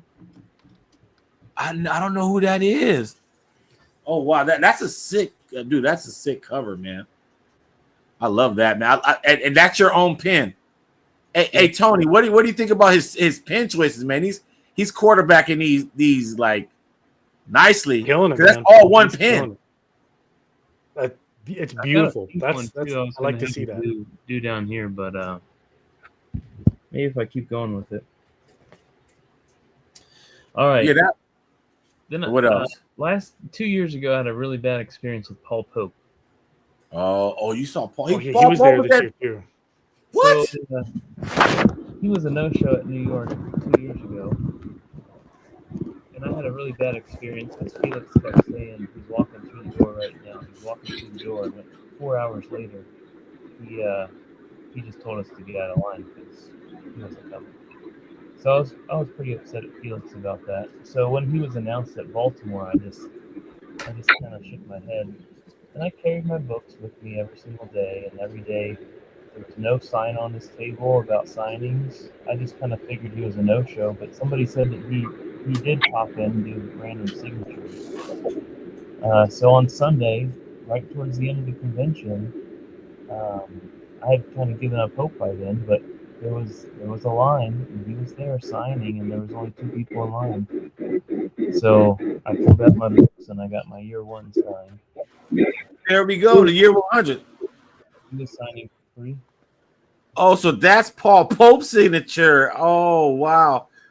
His signature is gnarly. I've never seen a signature before. That's crazy. Damn, dude. See, that's a good get, man. That is a great get right there, dude. That is fantastic, dude. Yeah, Gabriel, that is woo. Dude. So yeah, you did your thing. Yeah, I got some omnibus signed. I got Chip Kidd to sign my artist edition of Batman Year 1. And I got some original artwork. So, all right, so you give Baltimore Comic Con an A. Yeah. Good show. And we got B and B minus. Oh, what you bought? Oh, hold on. I got to blow them up. Hold. Stop the presses. What is that? Ooh. Who's that? Mike McCone? Mike McCone. Yeah. That's hard. And so he was there too? Oh, yeah. Mike McCone was there. So you got you a Batman piece. Got you some Paul Popes. Y'all didn't get no Paul Popes? No, I've heard lots of horror stories. I wanted to, but I didn't want to risk it. I guess that's kind of his deal. Is he kind of just is incredibly unpredictable, or just flat out never shows up. So and that's a still freeze, right? Yeah. That's dope, man. So these are all art pickups at the show. This is a remark. That's a remark? Dude, I give up, guys. I give up, dude. I give up. One hell of a remark. Dude, I give up, dude. What is the remark, guys? What the hell is going on now? And I said, well, how big is yours? I said, what is it, Mark? He said, well, it depends on how big the paper is. So I said, if I give you a 9 by 12, you'll just do it. He said, yeah. And he just put it down on it. Then he started adding buildings, stubble, and just kept going and going and going. I got this.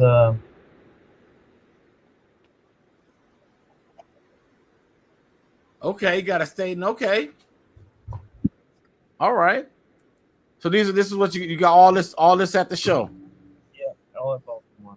That's what I'm talking about, dog. Here's my Alan Davis I got. Alan Davis was there? Yeah. Yep. Hold up. What? Yeah, Alan Davis was there, and right in front of me was the people from Heroes Con. I guess they were. Hold up. I gotta make eye contact with these guys. Wait a minute. Alan Davis was there? So you guys are done with Alan Davis? Like, you guys are done with Alan Davis?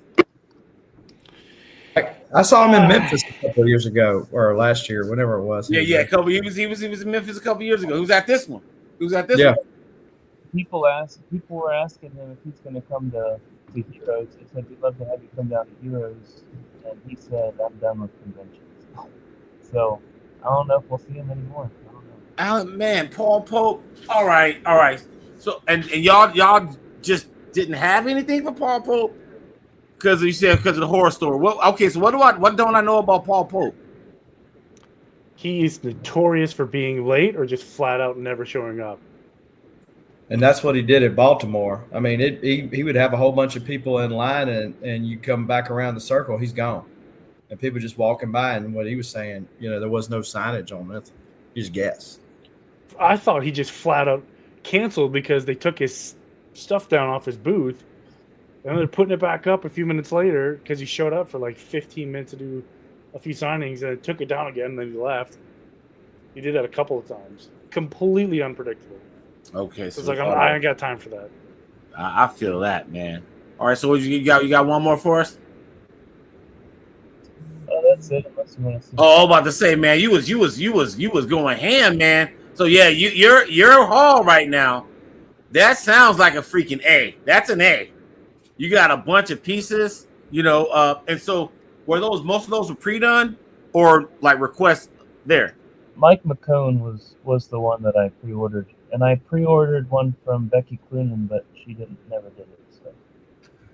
I'm saying, but what about like the still freeze? That was a remark, so he did that on the spot, and then the Staten that was done there too by request. That was just. Well, because here's the thing about that: it's not given that you can even get anything from these guys. I don't even if it is a little ass remark or something like that, they could be like, "Nope, I'm done."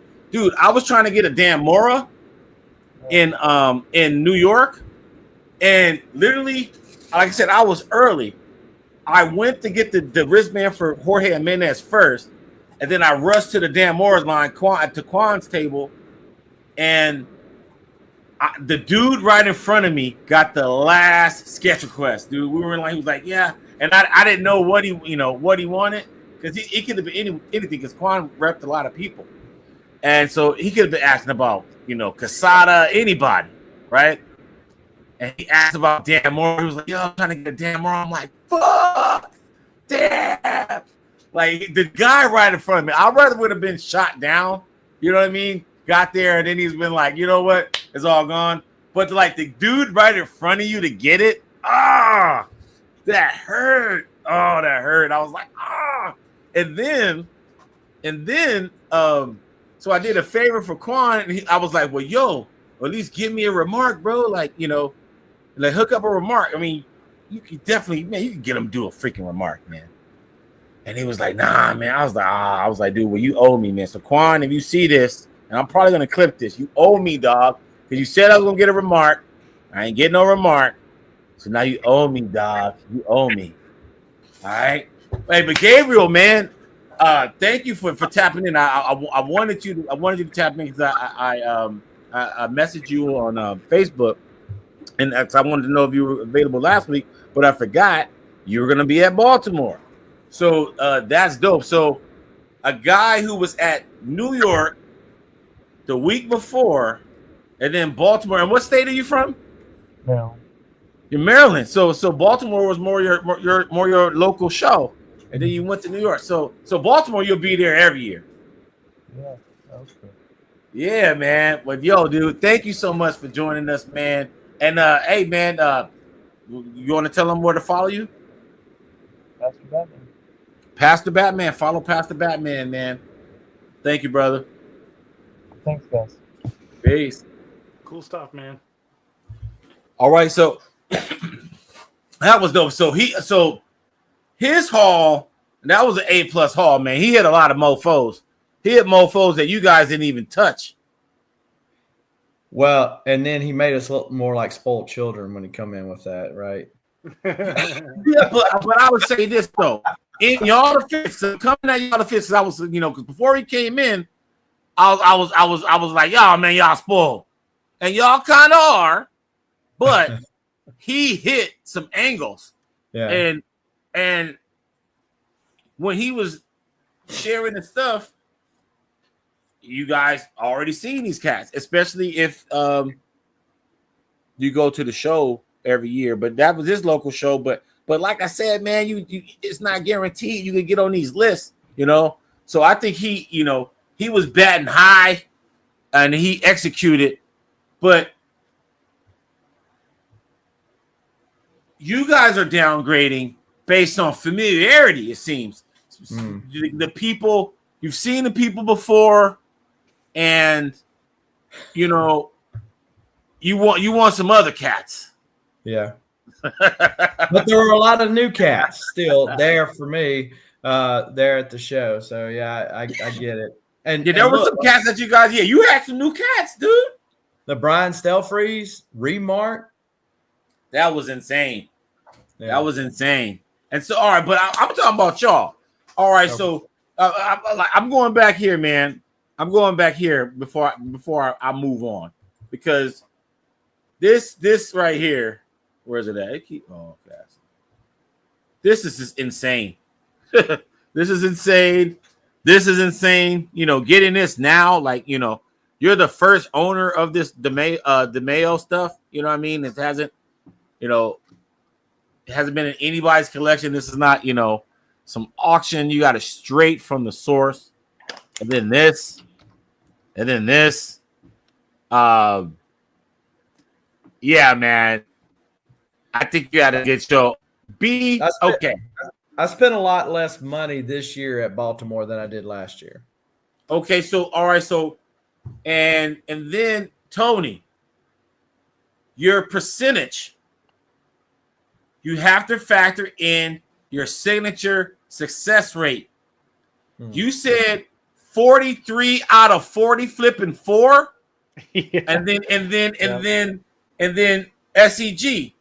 You said you had about 55. How many did you bring though? Out of what? Yeah, I had 53 signatures, but like I was saying earlier with the Clunan signature and the Batman Black and White, there was a lot of stuff that I ended up not getting signed, whether I looked at the line and said, I don't want it that bad, or I just forgot it. And so, yeah, definitely Tony was more precise. Well, if we're talking signatures, like physical signatures, it's higher than that. I'm talking about books. Oh, okay. Books. Yeah. 44 out of 45 books I got. I did way more signatures than that. Yeah. Yeah. You sound so regal saying that, Tony. You said that like a signature king. That's right. But okay, but even with that said though, dog, 40, you said 44 out of 45 or 43 out of 44? 44 out of 45. Bruh, that's a high clip right there, dude. Now, had everyone not canceled, that number would have been higher, but like Eddie Burroughs canceled. I was so excited to do that. So okay, man. So all right. And then I took Eddie out of my number though. How many first? Okay, so of your stack, how many first time people did you get 6 from? Paris Cullins, Joshua Middleton, Michael Conrad, Kevin Nolan. Gosh, I don't even know. And those people on that black and white book, the Danny Yeah, Danny and Danny. Yeah. Gosh, I don't know. So that's six. So that's 6 SIGs on 7 books that you've shown. Yeah. All right, I'm building a big case. I'm building a big case. That's bringing that success rate even higher. That's new SIGs. That's new SIGs, which is always the goal, to get new SIGs on new books. James Robinson, so that's 7. Oh, I like he actually signs the actual date that he signed. He did on mine. All right, so man. All right, so Signature King. With all due respect, you are royalty, but I gotta bump that B- up to at least a B. Nah, at least a B, dude. I can't go higher than that, because you put it in the B category. So I'm not gonna change the letter grade, but that half step up or half step down. So if you say it's a B, I trust your word on it. But a B-, that is too flipping low, dude. That is B-. way too low. B-. No way, dude. It's a B, dude. Okay, if you're saying that the Kings, the No Kings protest is a part of that, then I got you. I should have bumped it up. That was the best part of the show. Dude, that should bump it up. Best part of the show. Dude, that's what's a B-. Bro, man, you got harassed. You're part of history. You're part of history, dude. Whoever was protesting, they're gonna be like, dude, there was some fucking guy. Well, we were protesting to have the nerve to wear a King's outfit. I guarantee you someone didn't have the complained nerve about to play Yogi there. innocent like he was going to the Comic-Con. You made somebody. Somebody posted on Twitter, look at this doofus, let's cancel him. Well, You know what I'm little saying? do they know, I can't be canceled because I don't care. Dude, you're royalty. Like, you have diplomatic immunity. You man, that dude. That at least you saw the claw, dude. The claw's like, why B? Why B? Why B? What's going on? I don't. It just seemed, in simple terms, you have those people who come back every year just because they live close, and it's super easy for them to get there. But I just felt like, and maybe it's because of the media guests. They had more media guests this year than they have in the last 10 years. More than I've never noticed. Normally they have like 2 or 3. This year they had 8. So maybe some of the budget came out of getting creators and they went with media guests. They didn't even get, in my opinion, they got mid-tier media guests. I don't know. Maybe that's some of it. Like the voice of Phineas and Ferb. Like, bro, no offense, but who gives a damn? Hey, and those cats be charging the grip. Like, yeah, so for one of those $80 piece. Yeah, so and sometimes they charge a fee just to appear there, right? So like their cost, you can get 2 artists for one of those guys. And so like that's where I'm like, dude, who really cares, right? Is Phineas and Ferb even out now? Is it even new episodes? No, right? I also can had be wrong. the voice of X-Men 97, and when I saw them at C2E2, they were $100 a pop. So to get the whole shebang, you were out several $100. Yeah, man. See, that's why I'm a comic book collector. Comic book, I like that the celebrity thing. Now getting a free one, great. I'm all for that. But man, those charge, because then I'm like, dude, you don't need my freaking $100 SIG. That's when I start getting on that. Like Frank Miller, right? Most comic book creators are underpaid if they were just going off of sheer page rate and covers and stuff from the industry itself, right? Most comic book creators can't live off that. They have to do other things, right? If you're a freaking you're a TV star that did a bunch of movies, man, you're living off residuals for the rest of your life, man. And you're charging, $200-$300. And you got 200, 300 people in your line? That's insane. I mean, imagine when Taylor Swift started just doing autographs, man, how much she going to charge? It's going to be crazy. It's gonna be like Just trying to drop like off your kid. That's how you- right here, dude. Like I'm just giving you my left arm whenever you need a donor here. You know, that's one sig.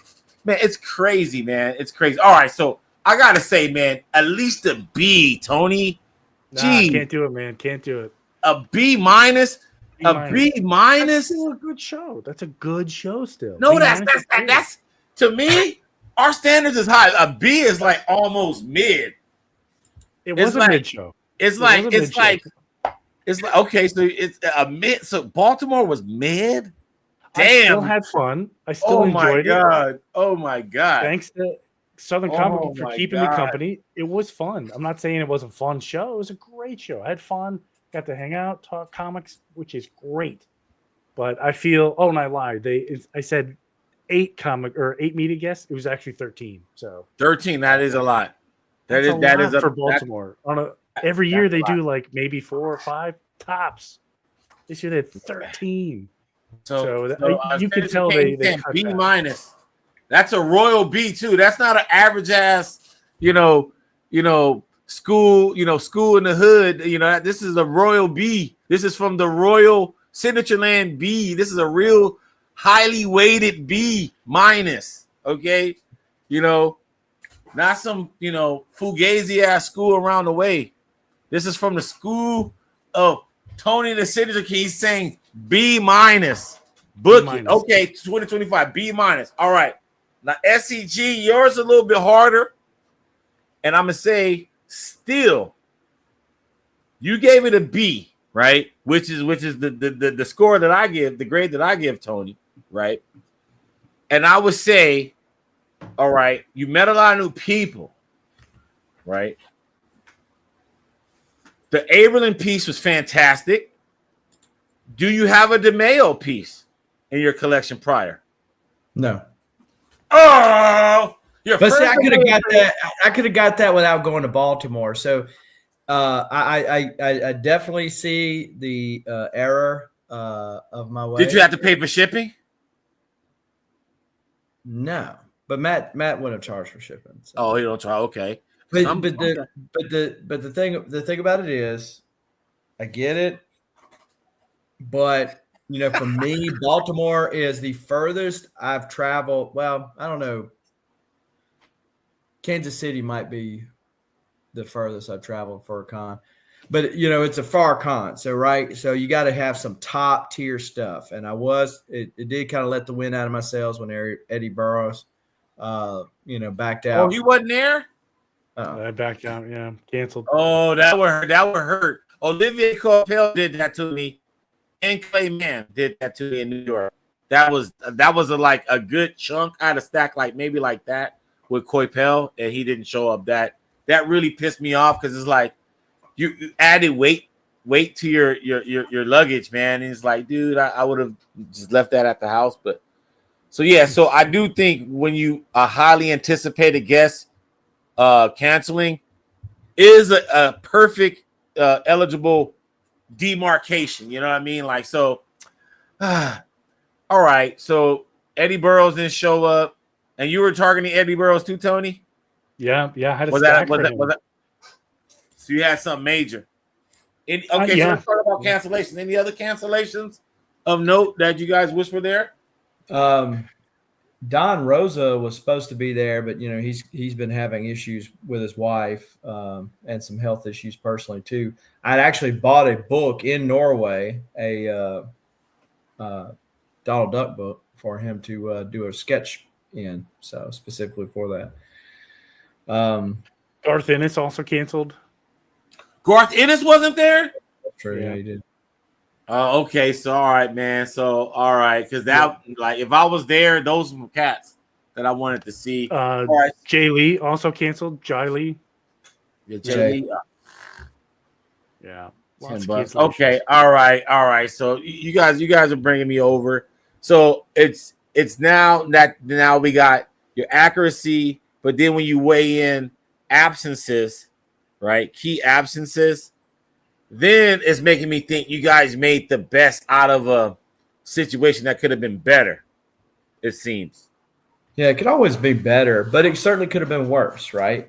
I mean, if it had been worse, though, I wouldn't have made the trek to Baltimore as far as So it. did you drive there? No, I flew.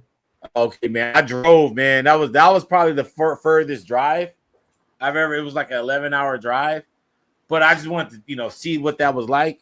But it was cool. We had a free room, so it was like we were able to like hang out and drive around. But Baltimore, I just dug the show. It's not a big show. I wouldn't classify it as a big show. You know what I mean? Like you can't put it in the same class as C2E2 or Mega. I would say Baltimore is the size of like Philly. Like Philly, it's not that big, but it's not a small show. Like Memphis is a small show, But I would say Baltimore is like the median size show, across the nation, but it has the luxury of having really good guests, man. All right, so I'm gonna keep yours at a B, man. Considering Eddie Burrows wasn't there, and that's a big one. Garth Ennis wasn't there, that's a big one. So, all right, man. But still, your situation though, Tony, with the whole Kings rally and all that, no Kings, there's no way it's a B-, man. You have an epic tale, like somebody, like on Game of Thrones, when the king comes in, you got somebody that talks, oh, he's the first of his name, and da da da da. That's gonna be a part of your whole like legend when you step into the arena that you defeated the No Kings rally, man. And it didn't defeat you, dude. You were 90-something%, on your SIGs, bro. Like that's a big win. You should have came home to your castle and you're unscathed. They were even afraid. They were even afraid to touch you because they were like, dude, this guy could really be a dignitary. So I'm just saying, man, B-. I don't know, dude. All right, so moving on. Sig Slayers update real quick. We're gonna get up out of here. JM DeMatteis, guys. So if you guys are, you guys talked about the whole comic book world, Guy Gardner, right? Well, hey, this guy is one of the architects of Guy Gardner as well, after Joe Staton and Steve Englehart. But he talks at depth about he and the late great Keith Giffen's relationship and how they developed the dynamics to create Justice League International. And we also talk about his animation career. He's wrote some cool episodes in the Diniverse that I appreciate. But yeah, J.M. DeMatteis. Oh, and then also just the secret to writing comedic action comics, which is what made Justice League International, such a hit that it wasn't too serious. But when it got serious, it was still, people, took it serious. And so, yeah, J.M. DeMatteis, man, we've had a great month over here at the Sig Slayer Station.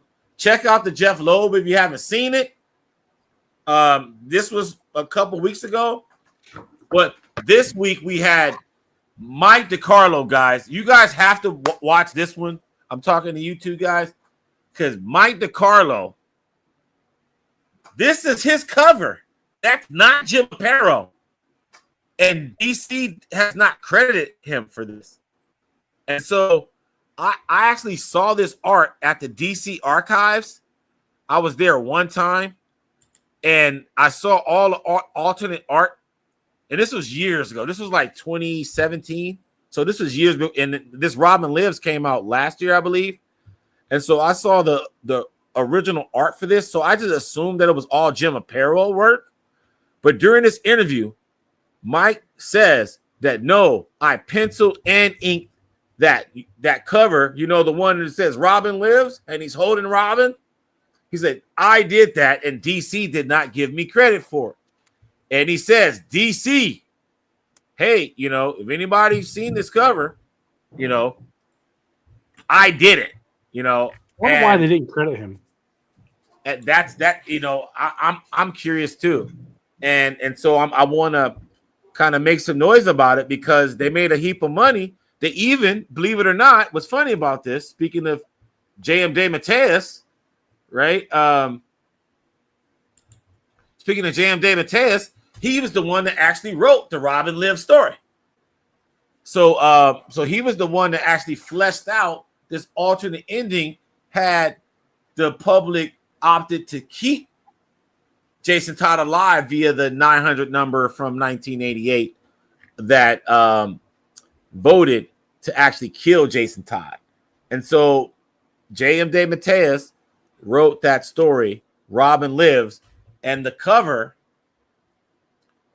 was done by Mike DiCarlo, who was the ink artist for Death in the Family. So, yeah, man, it's crazy. I didn't realize that. We got J.M. DeMatteis, and we got a lot. November is not going to disappoint either.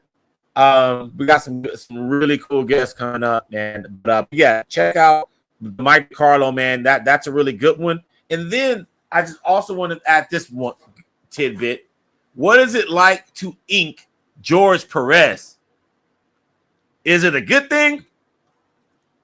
So that was another awesome point that Mike DiCarlo made. And so, yes, check all that out. So we're about to wrap things up, guys. Tony, we're going to start with you. Is there anything you want your royal subjects to know about what's happening on the Signature Kings channel? Yes, tomorrow morning you get to see The Rest. 8 a.m. Eastern goes live on my channel, so you get to see the whole Baltimore discography, so to speak. And there's, like I said, there's quite a bit here, so a lot, and that's what's coming up. A lot of shorts. The room is almost done. I think I could finish it up here by Halloween, which is looking great, man. Yeah, wait till you see what's on this side that you can't see. So it's pretty cool. So that's coming up too, so stay tuned. But yeah, the most current thing is big Baltimore COMIC Con Hall tomorrow. Fantastic. SCG, what are you doing on your channel, buddy?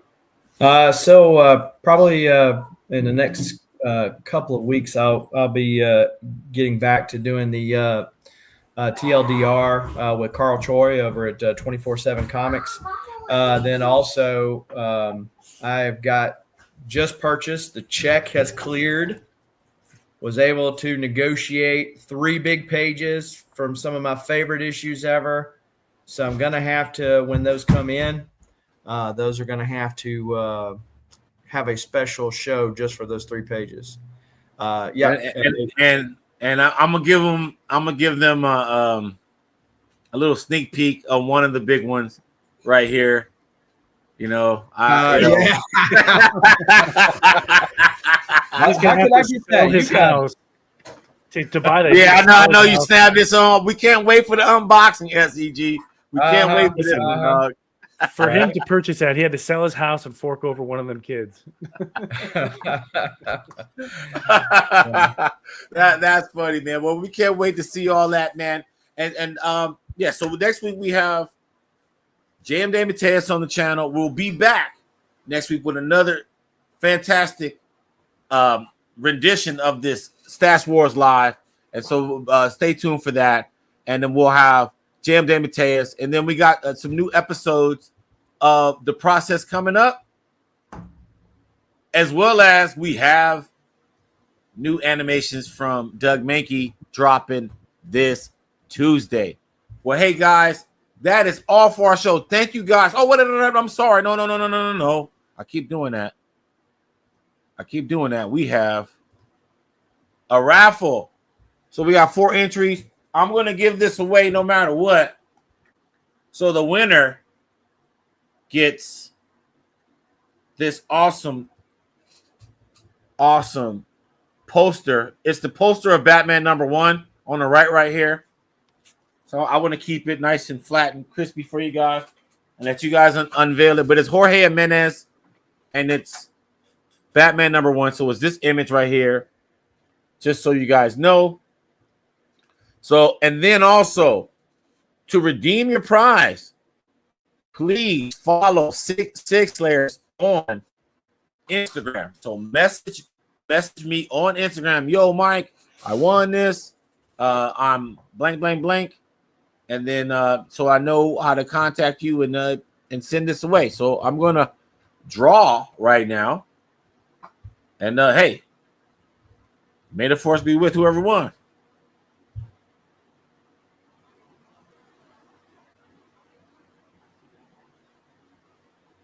The Claw. Ooh. Yeah. I'm glad you won this, dude. The Claw. This is yours, man. Just hit me up on IG.